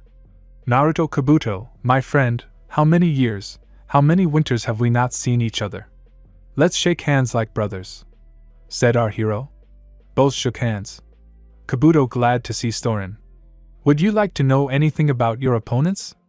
He asked. Niji had already joined in. Niji, yes, I would like to know about Dog no Gara, Darui of the Cloud, and Uzumaki Naruto from the Leaf. You filled out the list of desired information. Kabuto, well, you gave me a task, but I have everything. Having said this, Kabuto gave the cards. At first there was nothing on them, but after conducting chakra, everything necessary appeared. So, Sabaka no Gara, also known as the Sand Princess, not a single D-rank task, but a bunch of completed C-rank missions, and several B-rank, so it is known that she returned from all missions absolutely whole. Darui from the Cloud, 23 D-rank missions, 14 C-rank missions and 2 B-rank missions, has the genome of Black Lightning. And the last, not by significance, but because there is the least information about him, Uzumaki Naruto. It is difficult to say about the missions, because all the information is under strict secrecy, but achievement in the indirect capture of a small, but entire country. He also has Makutan and for unknown reasons despises Tsunade Senju. He gave out everything he knew. All the other participants were a little shocked by the news, and capturing an entire country, even if it is small, does not change anything. Uzumaki himself simply smiled, although Naruto's group of friends was not even surprised. Shikamaru, one of your dreams has come true, my friend. He patted his friend on the shoulder. Naruto, thank you, Shika. Okay, it's about to start. Kabuto, you better go to your team and, after which he came up to me and whispered in my ear, tell Orochimaru-sensei that I won't give up Sasuke. If he tries to take her, I'll shove his Kusanagi up his ass. He said with an extremely kind, no smile. Kabuto just nodded and left. But before this performance, or rather, there's no other way to call it, I'll probably answer the question. Which Biju did Naruto call Orochimaru-sensei? Oh, this story is extremely simple and funny. Flashback, for years ago, Forest of Death. Naruto was walking peacefully through the forest and singing a cheerful song. The animals were just doing their business. The plants were dancing and having fun. An idle, in a word. But then, like a bolt from the blue, our hero noticed how some shinobi were stealing not yet grown plants from his agorota. And with a cry of, "Leave my children alone!" he began to kill the offenders. The task was made easier by the fact that these thieves were not from Konoha, so they quickly turned into fertilizer, and the saved plants rejoiced and played with Naruto. But the feeling of accomplishment was marred by the appearance of another offender. Naruto, another one? It doesn't matter, I'll send you all to the dump, you bastards! He shouted, and the stranger only smiled. Stranger, bravo Naruto-kun, I am pleasantly surprised. Well, now we will check how you will behave in a fight with the Vashreshins, he said, and then a coffin was summoned, from which Hashirama Senju came out. Our hero was in a wild all. Hashirama, I was resurrected in the Forest of Death? He asked a logical question. Stranger, yes, the first one, this is the Forest of Death. Although after Uzumaki, this forest became more peaceful, he said, pointing at Naruto. Hashirama, Uzumaki? How is my wife's clan doing, and what about Uzushio? He asked with interest. Naruto, Uzushio destroyed the union of 2 main and many small villages. And the clan itself now lives quietly and peacefully in Konoha. And anticipating the question, now the Hokage is Minato Namikaze, and the third is alive, healthy and retired, he answered. Hashirama simply sighed in relief. Hashirama, thank you for answering. So, I was called to fight you? He asked, to which Naruto and the stranger nodded. Isn't it too much, to pit me against a 14-year-old boy? To which Naruto grew 10 trees with the help of Makutan. Hashirama was surprised, but also interested. After the stranger's order, the battle began. Naruto was inferior to Hashirama in taijutsu and byukjutsu, which was not surprising, he was the god of shinobi after all. But in ninjutsu, the advantage was already in Uzumaki's favor. Mixing Makutan with other elements gave a greater result than pure Makutan. So the battle lasted for about 40 minutes. Naruto was half tired, and Hashirama was now regenerating his injuries. Naruto, okay, couple, it's time to finish this, he said, calling upon the power of nature. Don't worry, Fursama, your sealing will be quick. Hashirama, you pleasantly surprised me, young Uzumaki. Even taking into account that I can only use 75% of my strength now, you are holding up well, he said. The stranger was impressed by such a sight. The ending of the fight was extremely fast. The fighters entered into taijutsu for the last time, and when they separated, Naruto activated the paralysis seal after shouting, Makutona, border of Carnes! A grave appeared near the shattered one. After that, the sealing took place. After the sealing, the stranger fell and put the cursed seal. Our hero did not feel anything. This surprised the stranger. Stranger, how come you're not writhing in pain yet? The stranger asked with interest. Naruto using Jun against Uzumaki is quite an idea. Although, now I can recognize you, Orochimaru, he answered sarcastically, simultaneously removing Orochimaru's chakra from the seal. Now identified as Orochimaru, he watched Naruto's actions with interest. Orochimaru, impressive, how would you like to become my student? The snake Sannin suggested. Naruto become a disciple of a missing nin who inhumanly experimented for the sake of immortality? A second's pause, yeah, damn it. It's from the category of there and back, an adventure for 20 minutes. So go ahead, infinity is not the limit. Our hero answered happily, and Auric was a little shocked by the enthusiasm of his new student. And the flashback. So Naruto actually became the Aurica's student. Our hero grasped everything quickly. But that's a thing of the past. And now the first stage of the Chunin exam. A written exam that should weed out the weak. But Naruto was not happy with this arrangement. There might not be enough fertilizers then. Maybe it's cruel, but for him, his plants are worth 10 lives. The examiner was the head of the interrogation department and torture, respectively, Marino Ibiki. Yakimorin scared everyone a lot, but Naruto used the aura of the lion's heart, which suppressed attempts to intimidate to zero. And finally, the 10th question should be asked. Ibiki, now the 10th question will be said, the most important question, and those who cannot answer it will lose the opportunity to become Chunin. A minute pause, forever. Dangan Master, Konohi gave out. To the indignation and injustice, Ibiki grinned and replied, you are unlucky, today I make the rules. After these words, he laughed like a villain from a movie. Naruto, when he saw that some of the non-planters were already going to give up. Our hero had to pretend to be a clown and turn on his aura to the maximum so that they would not leave. The performance itself was epic. Music, special effects, and an epic pose according to the covenant of JoJo. It was not the planters who were instilled with courage, but the planters who left with a failed mission. As I see, almost everyone remained, those who remained are gone, said Ibiki. Instead of the indignation he had expected, everyone started clapping for Uzumaki. The whole spectacle had given them the courage to go all the way. And then, like a devil out of a snuffbox, Anka Mitarashi appeared. Anko, you're getting older, Ibiki, you couldn't drive away almost anyone. She decided to make fun of him. Ibiki, we have a leader maturing here.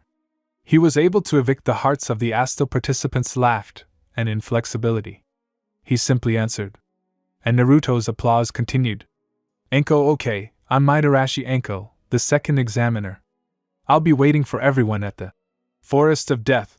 Tomorrow, you're free to go, she said, and then flew out the same window she came in through. Everyone just shrugged and went their separate ways. Commentary on Part 11. Desert Flower. Part 2. You asked and you got it. Thanks for reading and good luck to you. If you find any errors in the text, please report them. Part 12. Desert Flower. Part 3.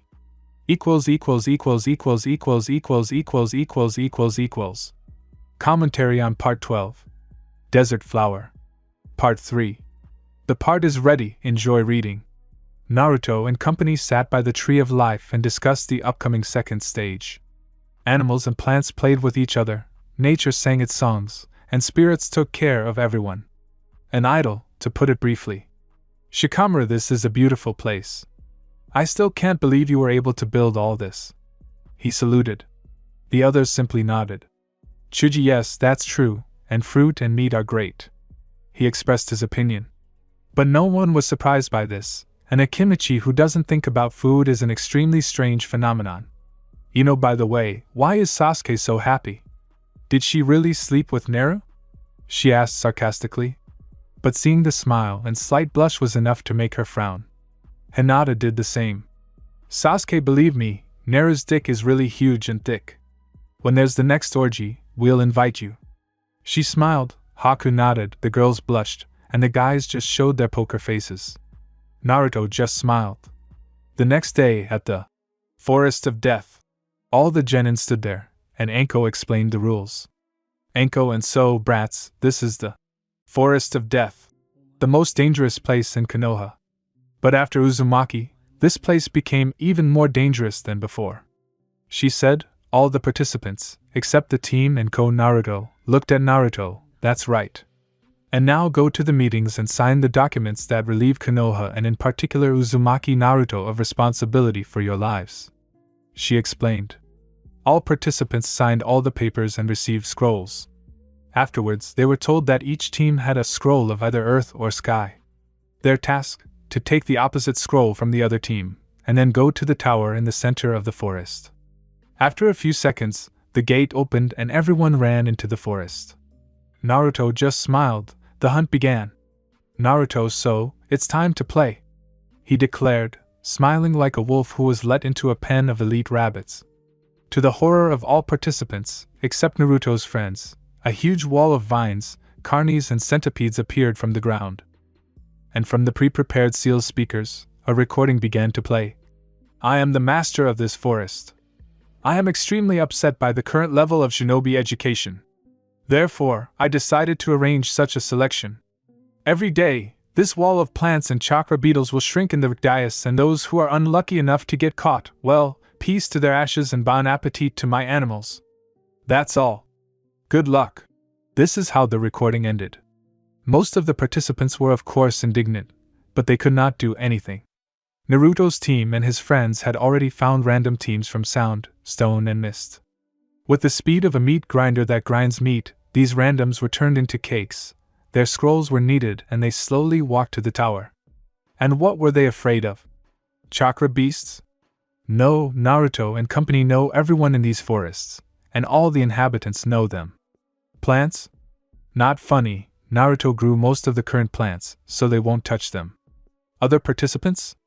3 times HA, they are not even fit for our hero's notes. So he went to the tower, but Naruto sensed an unknown snake, which had not been here before. Reacting in a second, he impaled the body of a large snake with earthen stakes. Oric came out of the forest and smiled. Orochimaru, bravo Naruto-kun. As expected of you. I knew that trick wouldn't work on you, but it was worth checking. The snake Sannin expressed his admiration. Naruto, Orochimaru-sensei, who else would decide to attack me, in my own forest? But that's not the case, I won't give up Sasuke, he declared. Orochimaru, I know, but I'm not after her.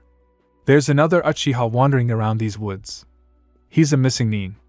So he came to ask you to do me a favor and bring him to me.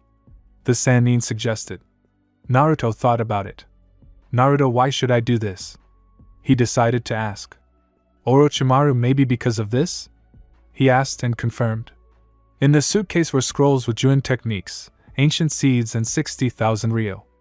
Naruto chuckled and packed the suitcase. Naruto, consider it already yours and call me during the ritual of migration. I will smooth out the rough edges. He shook the snake Sannin's outstretched hand. Orochimaru, it's a pleasure doing business with you, Naruto-kun, he said. Naruto and me, Orochimaru-sensei, he answered. And when the Sannin left, our hero added, girls, go to the tower, I'll naggin you a little later. The girls left and our hero went to harass the Astal participants. Naruto was now fully possessed, cutting, strangling and turning inside out. But he put the bodies and blood in a certain place, a place that would become a bloody grove in the Forest of Death. This would further strengthen the plants. But all good things come to an end. There were exactly as many participants left as needed to skip the intermediate stage. The only survivors were Konoha Teams 5 PCS, Cloud Commands 1 PC, Sand teams 1 PC. Fog teams 1 PC. Stone teams 1 PC. Sound commands 1 PC. Overall, the hunt was great. All the teams that were supposed to go through, went through. There will be no intermediate stage. Since the village heads agreed to put on a show and Naruto didn't want to ruin it. He wanted to put on a show himself. To be continued. Commentary on Part 12. Desert Flower. Part 3. Thank you for reading and good luck to you. Inspiration made me happy and gave me strength to write a little more often. If you found errors in the text, please write to me, I will correct them. Part 13. Desert Flower. Part 4.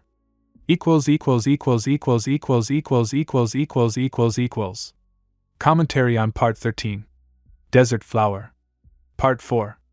Here is the new part. Enjoy reading. The third stage will be in a month. This is what the organizers of the exam said. Although it was somehow more convoluted, but the essence was given earlier. The participants were given a month to prepare. You could tell from the eyes of the other participants what they would be doing. And what about Naruto? And Naruto will go wandering around Konoha. Although he had an idea of how to strengthen himself. Summoning. The only thing our hero has not yet experienced. Although there was no need for this before. But since they decided to put on a show, our hero will be happy to put on one. Now our hero was moving to the baths to relax. But notice the pervert on the toad? Naruto thoughts, oops, what a twist, Jiraiya himself is one of the Sannin. And while collecting materials for his book. Well, this will be fun. With a sadistic grin, he began to implement his plan. Naruto, hey pervert, what are you doing here? He asked in a loud voice, using chakra? Jiraiya turned around and whispered. Jiraiya, whispering, quiet boy, you're spotting me. He said. But it was too late. A woman's scream and furious yell told the pervert that it was time to leave. The women themselves, having dressed before this, ran out and saw Naruto. Yoshino Nara, the matriarch of the Nara clan and Shiki's mother, came forward. Yoshino, Naruto, where did that pervert go? She asked. Naruto, my plans will show the way. He answered simply. The women quickly caught up with Jiraiya and began to beat him. Naruto himself calmly ate popcorn and recorded the beating of the Sannin. The Anbu, who were watching all this, wanted to laugh at all this, but they could not, their profession does not allow it. The next day, the Hokage's office. Minato and Jiraiya were arguing about yesterday. Jiraiya, Minato, I want to know the name of this bastard. Because of him, the collection of materials was disrupted. The gray-haired Sannin of the Toads was indignant. Minato, I can't, Jiraiya-sensei. He said. Jiraiya, why Minato, why can't you tell me about him? He asked matter-of-factly. Minato, because he hears everything. He answered at length. Jiraiya, who is he? He asked. Minato, Naruto. The name of the one who screwed up the collection of material for your book, and the one who hears everything. He answered reluctantly. Jiraiya, and how can he hear everything? He asked with interest. Minato, Makutan and unlimited plant control. He answered vaguely again. Jiraiya, is he a senju? He asked with interest. Minato is an Uzumaki. And don't mention Tsunade to him, it makes him angry.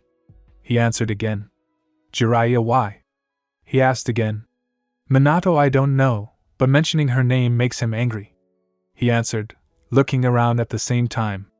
Jiraiya, it feels like he's keeping all of Konoha in fear. He noted humorously. Minato, more like a very drunk guardian of the laws of nature. He replied. Naruto sat peacefully in Training Ground 7. He was thinking about what kind of summon he would have. Slugs? Useless to him. Snakes? Better, but the abbreviation didn't suit his summoner style. Toads? Too grumpy and annoying, no go again. So that left him with only a free summon. He went boar dog bird monkey ram, jabbed his thumb and touched the ground, disappearing in a puff of smoke. In the world of summoning. The world of summoning was a huge cemetery. When our hero was about to go back, a ghost appeared. Ghost, as I see, we have a new necromancer on our hands. The ghost said with a smile. Naruto, what do you mean? I am the master of life, not the lord of death. He was indignant. Ghost, and who said that you will be an ordinary necromancer? Keeping a kind smile, he is a fairy tale. Naruto what? He didn't understand. Ghost, there are necromancers who completely resist death. And there are necromancers who use the power of life and death. They are usually called guardians of the edge, but I simplified it to a more understandable interpretation. He explained. Naruto just nodded. Naruto, I was starting to think that they were going to push me towards the zombie apocalypse. He said. Ghost, no, why do that? Well, who cares, how am I supposed to lie here, did I come to learn? He asked pro forma. Naruto, well yeah, but what can you teach me? He asked. Ghost, first, my name is Xanthos. Second, the actual magic of death. And third, knowledge of the cycle of life and death. The newly minted Xanthos answered. Naruto, then let's begin. He said, extending his hand for a handshake. Xanthos, let's begin your training. He said with a smile. Commentary on Part 13. Desert Flower. Part 4. Thank you for reading and good luck to you. If you find any mistakes in the text, please write to me, I will correct them. Part 14. Desert Flower. Part 5.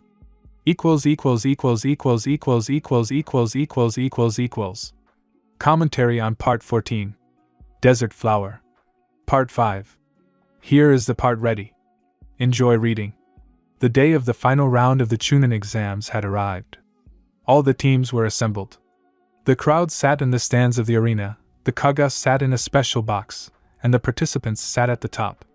Jiraiya of the Sannin was appointed as the judge. Jiraiya welcomed everyone to the final round of the Chunin exams. First fight, Neji Hyuga vs Naruto Uzumaki. He announced and jumped into the judge's seat. Both opponents descended into the arena, but did so differently. If Neji jumped into the arena, then Naruto simply teleported. Neji, give up, fate says that today is the day of my victory, he said arrogantly. Naruto, I had fate in all the cracks. I could knock you out quickly, but the audience came for the show and they will get it, he said, sniffing the black rose at the same time. Neji was irritated. It felt like he was not being taken seriously.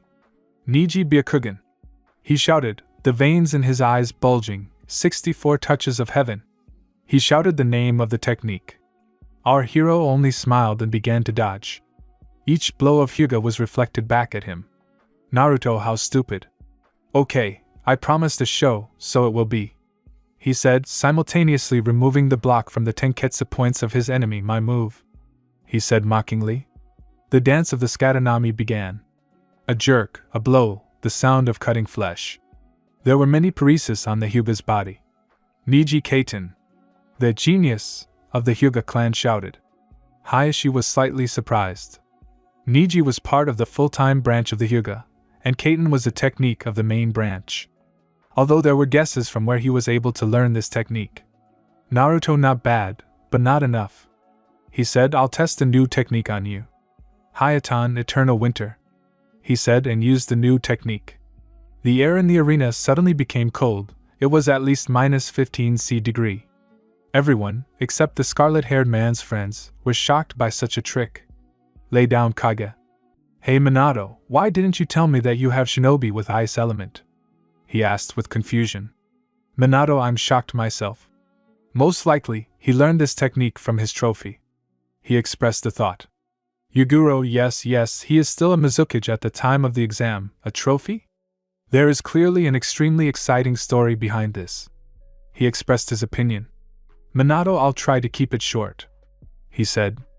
Then he jumped over the events of the garden in a wave. That's how it happened, he said. Anoki, yeah? I didn't know before who started the mess in the wave. Now I know. The third Tsuchikage expressed his opinion. Minato, Yuguro, will there be any complaints? He asked. Yuguro, no. What is sacred is what is taken in battle. This phrase perfectly describes my opinion on this situation, he stated. The others were surprised by the statement, but decided not to argue. Back to the arena. Naruto was calmly putting on a show. There was even a bit of comedy in the arena. The audience was laughing at all of this. The Hyuga clan had a burn just below the back, and the other clans were thinking, "Why are you making fun of Niji like that?" But Naruto was tired of it. "Naruto, give in, Niji. You're too weak even as a scratcher for my fists," he stated. This made Niji extremely angry. "Niji, shut up, asshole," he declared. The arena suddenly became deathly silent. Our hero's friends and girlfriends looked at him with the expression, "You're fucked, Niji." The air began to grow cold, and the rage that came from Uzumaki made the blood run cold. "Naruto, you shouldn't have said that, moron," he said with brightness. After which our hero quickly chopped off his right hand, and then put the chestnut blade to Niji's throat. "Niji, I give up," he shouted with fear of death. "Naruto, you're nothing," he said with disdain. The Iranians quickly took the knee away from the arena. The arena was filled with applause from the crowd. Naruto simply bowed and walked out of the arena, going up to the rest of the participants. "Shikamaru, was it necessary to end like this?" he asked sarcastically. "Naruto, you shouldn't have called me a rear-wheel drive," he said with irritation. The rest of the fights were less epic. But I'll quickly tell you about the results. Chuji random from the cloud, Chuji won. Ino Tayuya, Ino won, but Tayuya caught the eye of our scarlet-haired one. Shikamaru random made of stone, defeated Shika. Hinata random from the cloud, Hinata won. Kiba Dari defeated. Shino Kidamaru, Shino won. Kidamaru of course fought off the bugs, but after being pumped up by Hive, resistance was useless. Haku random from the cloud, Haku won. Gaara vs Rock Lee, Gaara won, even though he broke all of Lee's bones. Tamari won. All the other fights were no longer interesting. Before everyone started to leave, Naruto decided to announce something. "Naruto, please, everyone, don't leave yet," he asked. Everyone stayed, interested in what our hero wanted to say. "There will be a performance tonight, in honor of the third stage of the Chunin exam. Please, everyone, come to the arena at 1800 hours. Believe me, this is a performance that only happens once in a lifetime," he declared. Everyone became interested in what kind of performance it was, especially considering that it only happens once in a lifetime. After the announcement, everyone left. There were still 6 hours left, and everyone had things to do. Naruto's friends approached him. "Kiba, boss, repent of what you have thought," he asked. Naruto, no. If I tell you, I'll ruin the impression. "Okay, friends, I need to settle the last details," he said and disappeared. Those present shrugged their shoulders and dispersed. At 1800 hours, Naruto stood in the arena dressed as a showman, with a cane and a cylinder. All of Konoha and the exam participants had arrived for this show. "Naruto, ladies and gentlemen, I welcome you to this show. Today you will see wonders that can only be seen once in a lifetime. But first, there will be a small prelude. Meet Baris," he exclaimed. And after the last words, a humanoid tiger entered the arena. The spectators were amazed and began to wait for what would happen next. Baris showed his strength and agility. But when the number with the rings came, the spectators became a little sad. But everything changed when the rings became extremely small. Only cats could slip through them. But Baris surprised the spectators by being able to easily pass through them. "Baris, the ring must be on fire," he exclaimed when a cripple was put out that only a woman with the thinnest fingers could wear, and even then it was not a fact. The shinobi tried to develop a genjutsu just in case, but it did not work. Everything was real. Naruto set the ring on fire, and Baris began to run to the ring, did a couple of acrobatic tricks and spun into a corkscrew. A second of silence and an explosion of applause. Baris was able to jump through the cripple and the fire. After which the tiger Poichi ring and picked up the stick on which the cripple stood. "Naruto, the prelude is over. It's time for the real show," he declared. The tiger, without further ado, stuck the stick with the ring in again and began to twist the pedestal. Suddenly the whole arena began to move. The tribunas flew up into the air and slightly moved away from the arena grounds, then 2 tracks were raised into the air. Stallions and maras galloped along them. Some had wings, others had horns, and others were without any of this. A bear rode on a motorcycle along transparent bridges stretched with the help of magic. A lemur danced on the bear's head. After that, elephants were lowered on ribbons, which began to spew fire, wind, lightning, water and earth from their trunks. There were 10 elephants in total, 2 for each stage. After that, the mini Pezalion jet canoes, along the tracks that were built in an instant with the help of Makutan, they took off and began to twist the faiths of the highest acrobatics. Then a duet of anthropomorphic lion and jaguar went. They began to twist the ropes on the tropes. The rings also participated in this part of the performance. The rings themselves began to descend to the barrels of the cannons that emerged from underground. Naruto with tentacles stood in the center of the circular piano, a blow of his fingers and tentacles on the keys, and the cannons rose. In one of the cannons there was a zebra, in the other a sea lion. Both flew from barrel to barrel, simultaneously stretching the ropes. A giraffe and a hippopotamus danced on the ropes. The ropes did not break, and they danced beautifully. All this was flavored with music, which emphasized the solemnity of the event. The spectators were amazed by the beauty and grandeur of the performance, and everyone else thought, how much real was spent on this? But they did not voice the question. Meanwhile, the performance was coming to an end. All the props went back underground, and the participants of the show went backstage. In the arena, whose tribuni were again on the ground, in the center of attention. Naruto, so our performance is coming to an end. I hope you got wonderful emotions and leave full of impressions for the rest of your life. And it's time for me to leave too. Until we meet again tomorrow for the continuation of the third stage. Having said this, our hero dissolved in orange-green smoke. Everyone began to disperse, full of impressions and pleasant memories. Commentary on Part 14. Desert Flower. Part 5. Thanks for reading and good luck to you. If you find any mistakes in the text, please write to me, I will correct them. And yes, those who watched Madagascar 3 will understand the reference. Good luck. Part 15. Desert Flower. Arc Finale.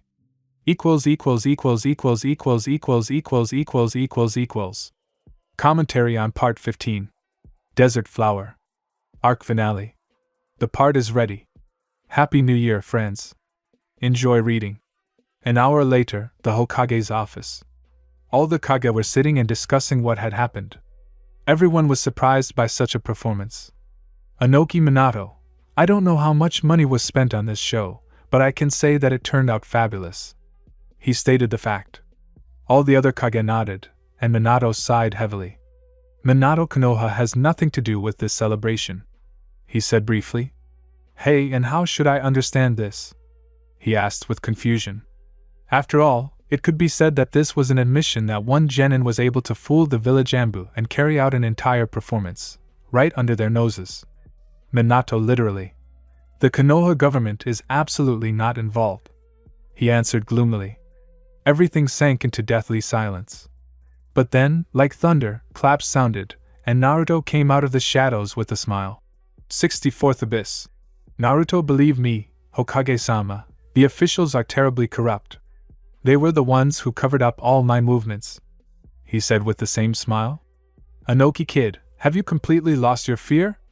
Breaking into a Kage meeting is unacceptable, he said angrily. Naruto, don't worry.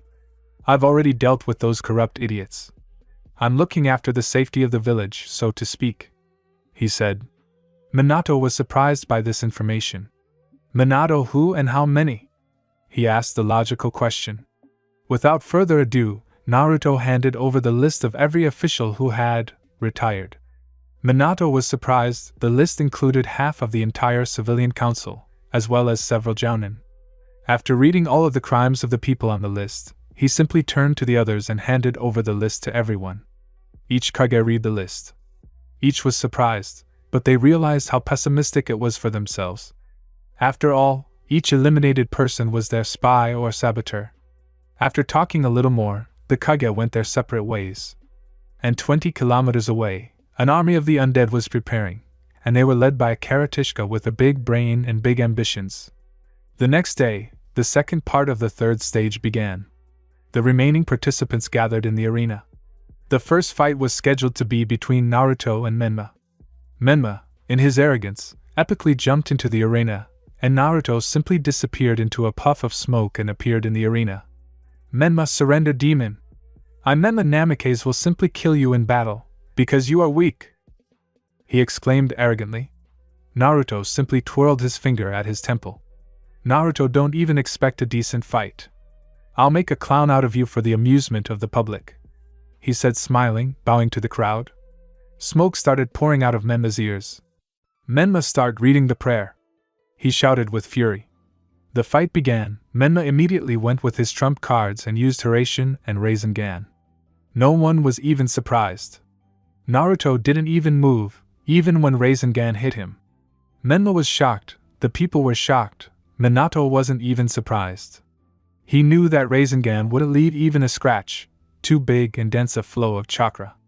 Naruto just smiled and began the show. First, Naruto dressed Menma up as a clown, then he started to make fun of him. Apple pie in the face, electric button, whoopee cushion, blows with a rubber hammer to Menma's head, and many other numbers. The audience laughed until they dropped, someone even took pictures of it all. The writers wrote down every number. And the Hokage family had mixed feelings. Minato and Kushina didn't like the fact that Naruto was making fun of his brother, but they had no right to interfere. Mito laughed loudly at all of this. The other Kage didn't even think that something like this would happen. But everything has an end. Menma was on his last legs, and Naruto just smiled. Naruto, time to sleep, he said with a sickeningly soft voice and punched Menma in the face. He actually passed out.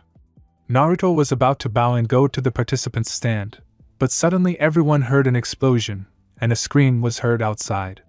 Random resident alarm, new. Naruto's #NA, this is not the right time. Suddenly a sunflower appeared near the scarlet-haired man.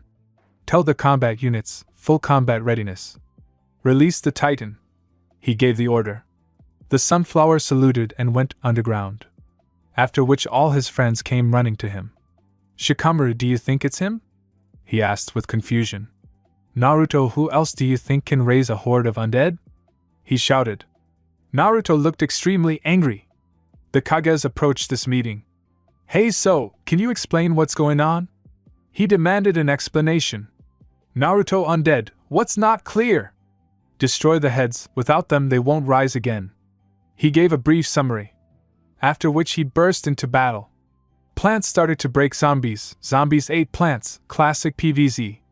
But when Naruto, his friends and all able-bodied shinobi rushed into battle on the side of plants. After receiving such reinforcements, zombies started to lose. But suddenly, like the nine-tailed fox on October 10th, a zombie appeared. Naruto just said, "You're kidding me."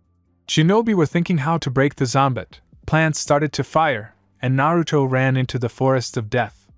He ran and shouted, "Raise the Titan, the zombie is at the gate." The tree was right insane, but the awakening of the Uber plant began. After that, Naruto returned and said that they had to hold out for 10 minutes. Shinobi did not know what would happen in 10 minutes, but decided to trust because of the lack of alternatives. Zombies started to fire from all the guns he had. 35% of all Konoha was razed to the ground. Zombies began to press hard. 8 minutes passed in such a state of silence. "Kiba boss, we're being crushed here like claps. When will your heavy reinforcements arrive?" he shouted. There was panic in his voice. "Naruto, stop panicking, damn you and fuck you! Hold the line, another minute and 20 seconds. He shouted the order, cursing all the cowardly soldiers along the way. Along the way, he tore the zombies apart like a dog rips a hot water bottle. These minutes and 20 seconds passed. Everyone heard the wild roar of a giant creature. After this thunderous roar, everyone saw a giant monster. If you want to imagine such a creature, then imagine Cthulhu, but instead of one head, there were 3, there were 6 wings, and 8 arms. This creature quickly destroyed the zombie. After that, it took on the zombies. Heaps of spikes, landing of stumps and oaks and flaming sleep flew at them. Everything was heading for a quick end to the battle. Naruto found his enemy. 2 irreconcilable antagonists. Naruto, Dr. Edgar George Zambos. He said his enemy's name and surname with hatred and bloodlust. Doc Zambos Uzumaki Naruto. He said with a slight mockery. Naruto, don't think that everything is so simple. I will find you and finish you off once and for all. He said with the same hatred. Doc Zambos, catch me first, idiot. the laughing one said as he walked into the portal. Naruto, in a helpless rage, destroyed a couple of buildings that were already subject to demolition, so it's okay. This insolent invasion declared war between the living and the undead. After Zomboss retreated, the remaining zombies retreated too. This battle was won, but this is only the beginning. Commentary on Part 15. Desert Flower. Arc Finale. Thanks for reading and good luck next year. If you find any errors in the text, please let me know and I will fix them. Once again, Happy New Year!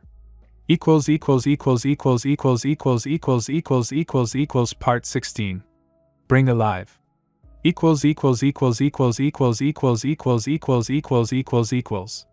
Commentary on Part 16. Translate alive. Here is the new part. Enjoy reading. A week has passed since the events of the previous part. Zombies attacked all countries. Several small countries fell under the onslaught of the Walking Dead. The wave was one of the few that stood up to the onslaught of the undead, and only thanks to Naruto's plants. The Academy began to teach methods of destroying zombies and their derivatives. Plants began to patrol the entire Land of Fire, and their outposts became commonplace. Konoha was quickly recovering. The builders worked like Stakhanovites in their best years, and the shinobi also tore their veins to protect their families. Naruto and his squads of elite plants began to clean out all the graveyards, laboratories, and zombie bases. The Kage, as well as their shinobi, with knowledge of destroying zombies, returned to their villages. Thanks to this, the number of deaths from undead attacks became less. Thanks to this, Naruto was promoted to Jounin. Everyone was shocked by this. Naruto rejoiced, his friends rejoiced, and everyone else was a little shocked. Minato ordered the Anbu to bring Naruto, Kakashi, Jiraiya, and Sasuke to his office. They came quickly. "Naruto, may I come in, Hokage-sama?" he asked, knocking on the door. Minato, "Yes, he can come in," he said. All those who were called entered the office. Jiraiya, "Minato, why did you call us?" he asked. Minato, "There is an S++ rank task for you," he said. Kakashi, "What is this mission, Minato-sensei?" he asked with interest. Minato, "Find and transfer back to the village Tsunade Senju," he said. Naruto decided to ask something. "Naruto, Hokage-sama, can I?" Before he could ask, Minato raised his palm, asking her to stop. Minato, "Only as a last resort. If she doesn't agree, then I give the go-ahead to break her limbs." He approved of our hero's idea. Naruto just smiled bloodily, Sasuke didn't care, and Jiraiya and Kakashi had shock on their faces. Jiraiya, "Minato, why so cruel? After all, we can try to negotiate," he protested. But Minato showed a list of all those whom Tsunade could help. There were 2,556 names, half of whom were children. "Minato, Jiraiya-sensei, this is wartime, there is no time for persuasion. Either she will return voluntarily or with broken limbs. It does not matter," he said. "After all, it is true. This is wartime. There is no time for sentimentality." Naruto and Sasuke went to prepare for the mission. Jiraiya went to get drunk. And Kakashi just prepared. Meanwhile, at Naruto and Sasuke's house. When Naruto and Sasuke returned to their home, they saw Hinata, Haku, and Ino in aprons on their naked bodies. Naruto simply smiled, Sasuke grinned vulgarly. Naruto, they could have just asked, he stated, licking his lips, and his trunk had already penetrated his pants. "Hinata, a little bird told us that you were going on a long mission. So we decided to demand your affection. Most likely, you will find a sister for us there," she said. Ino and Haku nodded. "Naruto, should we eat first or should we give him a blowjob straight away?" he asked retaliatory. "Girls, blowjobs straight away," they said languidly. Naruto and his harem immediately went to the master bedroom, throwing off their clothes along the way. Having reached the bedroom, Naruto created 3 teen clones for each. The girls were slightly surprised, but quickly drowned in caresses and hickeys. All the girls were beauties as if selected, but they themselves tasted like candy. After spending 20 minutes in such caresses, Naruto and his clones put their members to the holes of their beloved ones. One in the pussy, the second in the ass, the third in the mouth. The girls drowned in pleasure from such caresses. Such an orgy lasted for about 8 hours. Everyone was satisfied. The girls were full of Naruto's seed, and Naruto finally arranged a group sex with his girls. The next day, Naruto and Sasuke were the first to arrive at the gates of Konoha. Jiraiya and Kakashi came a little later. After the final gathering, the search party set off. Deciding to start with the gambling towns, they headed to the closest one. After all, Tsunade was known as the Great Loser. Although the nickname doesn't matter. Naruto saw this entire mission as a game of cat and mouse, with Naruto being the cat and Tsunade the mouse. The hunt was on. Time skip a month later. This whole epic had been going on for a month already. No, this month was spent extremely productively. Following in Tsunade's footsteps, our heroes destroyed graveyards and a zombie laboratory. They also destroyed or captured factories for the production of complex devices. Zomboss has always been a master at creating outposts for the extraction or processing of minerals. The tree bases also laughed, and in them stationary portals for the transfer of an army of plants. They traveled around the entire country of fire. Heaps of zombies were sent for organs and compost. This consequence of their hunt, although pleasant, but the goal was not reached. Tsunade managed to slip away, even specially bred bloodhound plants could only catch a residual smell. Although each time, she became closer. No matter how much she ran, the hunter will always catch his prey. Tanzaku, a city of gambling and alcohol. In one of the bars, Tsunade Senju and her assistant Shizen were sitting, with a parison in her arms. Our heroes sat down next to her. Jiraiya, oh Tsunade, how are you? He greeted. Tsunade, Jiraiya? What are you doing here? And Kakashi?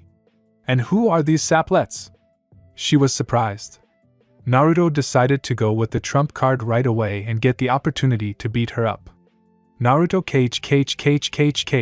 Tsunade Senju, by order of the Hokage and the Shinobi Council, you are required to return to Konoha.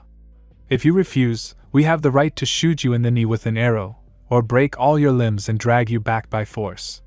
He declared in a commanding tone. The little devil knew where to press. Tsunade was steaming. Tsunade brat, are you completely out of your mind? Who are you to give me orders? She shouted angrily. Naruto, I have to take that as a refusal. So I'll get to the most enjoyable part of this mission, he said with a playful smile. Jiraiya quickly intervened. Jiraiya, Tsunade, let's make a bet. If Naruto knocks you out with one blow, then you're coming with us, he said. Tsunade, and if not? She asked, feeling excited. Jiraiya, if not, we'll leave you alone, he replied. The rest of the team looked at him in shock and amazement. Kakashi, Jiraiya-san, forgive me of course, but are you out of your mind? Minato-sensei said to bring her no matter what, he declared. Jiraiya, otherwise Naruto will cripple her. And so, he will have to restrain his desires, he said calmly. Naruto looked at the old man with irritation. Once outside, Tsunade and Naruto began their fight. Tsunade's blows were powerful, but Naruto didn't care. Our hero was being burned in dragon flames, infected with plague, his soul was damaged, and his body was drained. So Tsunade's blows were just tickling. When Tsunade gave in, Naruto hit with 1 for 10th the force, which was enough to knock out the slime princess. Everything was quick. Tsunade was chained, put in a wooden cage, and sent back.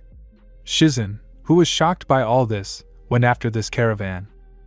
When Tsunade woke up, she saw chains on herself and that she was put in a cage. Seeing that they were now at rest, she began to scream. Hearing a bunch of curses from Naruto, Jiraiya approached Tsunade. Tsunade-ji, please let me out. I promise I won't run away. She made eyes. But Jiraiya only chuckled sadly. Jiraiya, Naruto created this cage and only he can open it. And he won't open it. By the way, here's the soup, it's just my time to feed you. At first Pinuro, and then a little more cheerfully he said. The team returned to Konoha with the loot in a few days. By the time they arrived, it was already evening. The permanent gate guards, Izuma and Katetsu, let them in without further ado. After that, they quickly headed to the Hokage. After listening to the report, Minato asked Naruto for a favor. Naruto understood everything and without further ado, he opened the cage, grabbed Tsunade by the throat, and placed a strange seed through her mouth. Naruto, if you try to escape, the parasite seed will tear you apart worse than a dog would tear a hot water bottle," he said with the smile of a vivisectionist maniac. Minato just nodded. He didn't like this, but this action was necessary. Jiraiya and Kakashi were shocked by such cruelty, and Sasuke basically didn't care.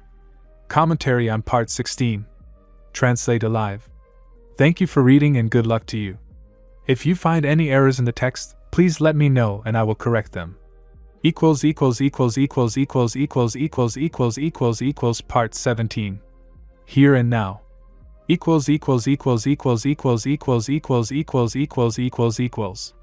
Commentary on Part 17. Here and Now. Hi everyone, part is done. This part is just filler, although some information from here will play some role in the future. Tsunade Senju was sitting in the hospital now. Sitting and wasting away.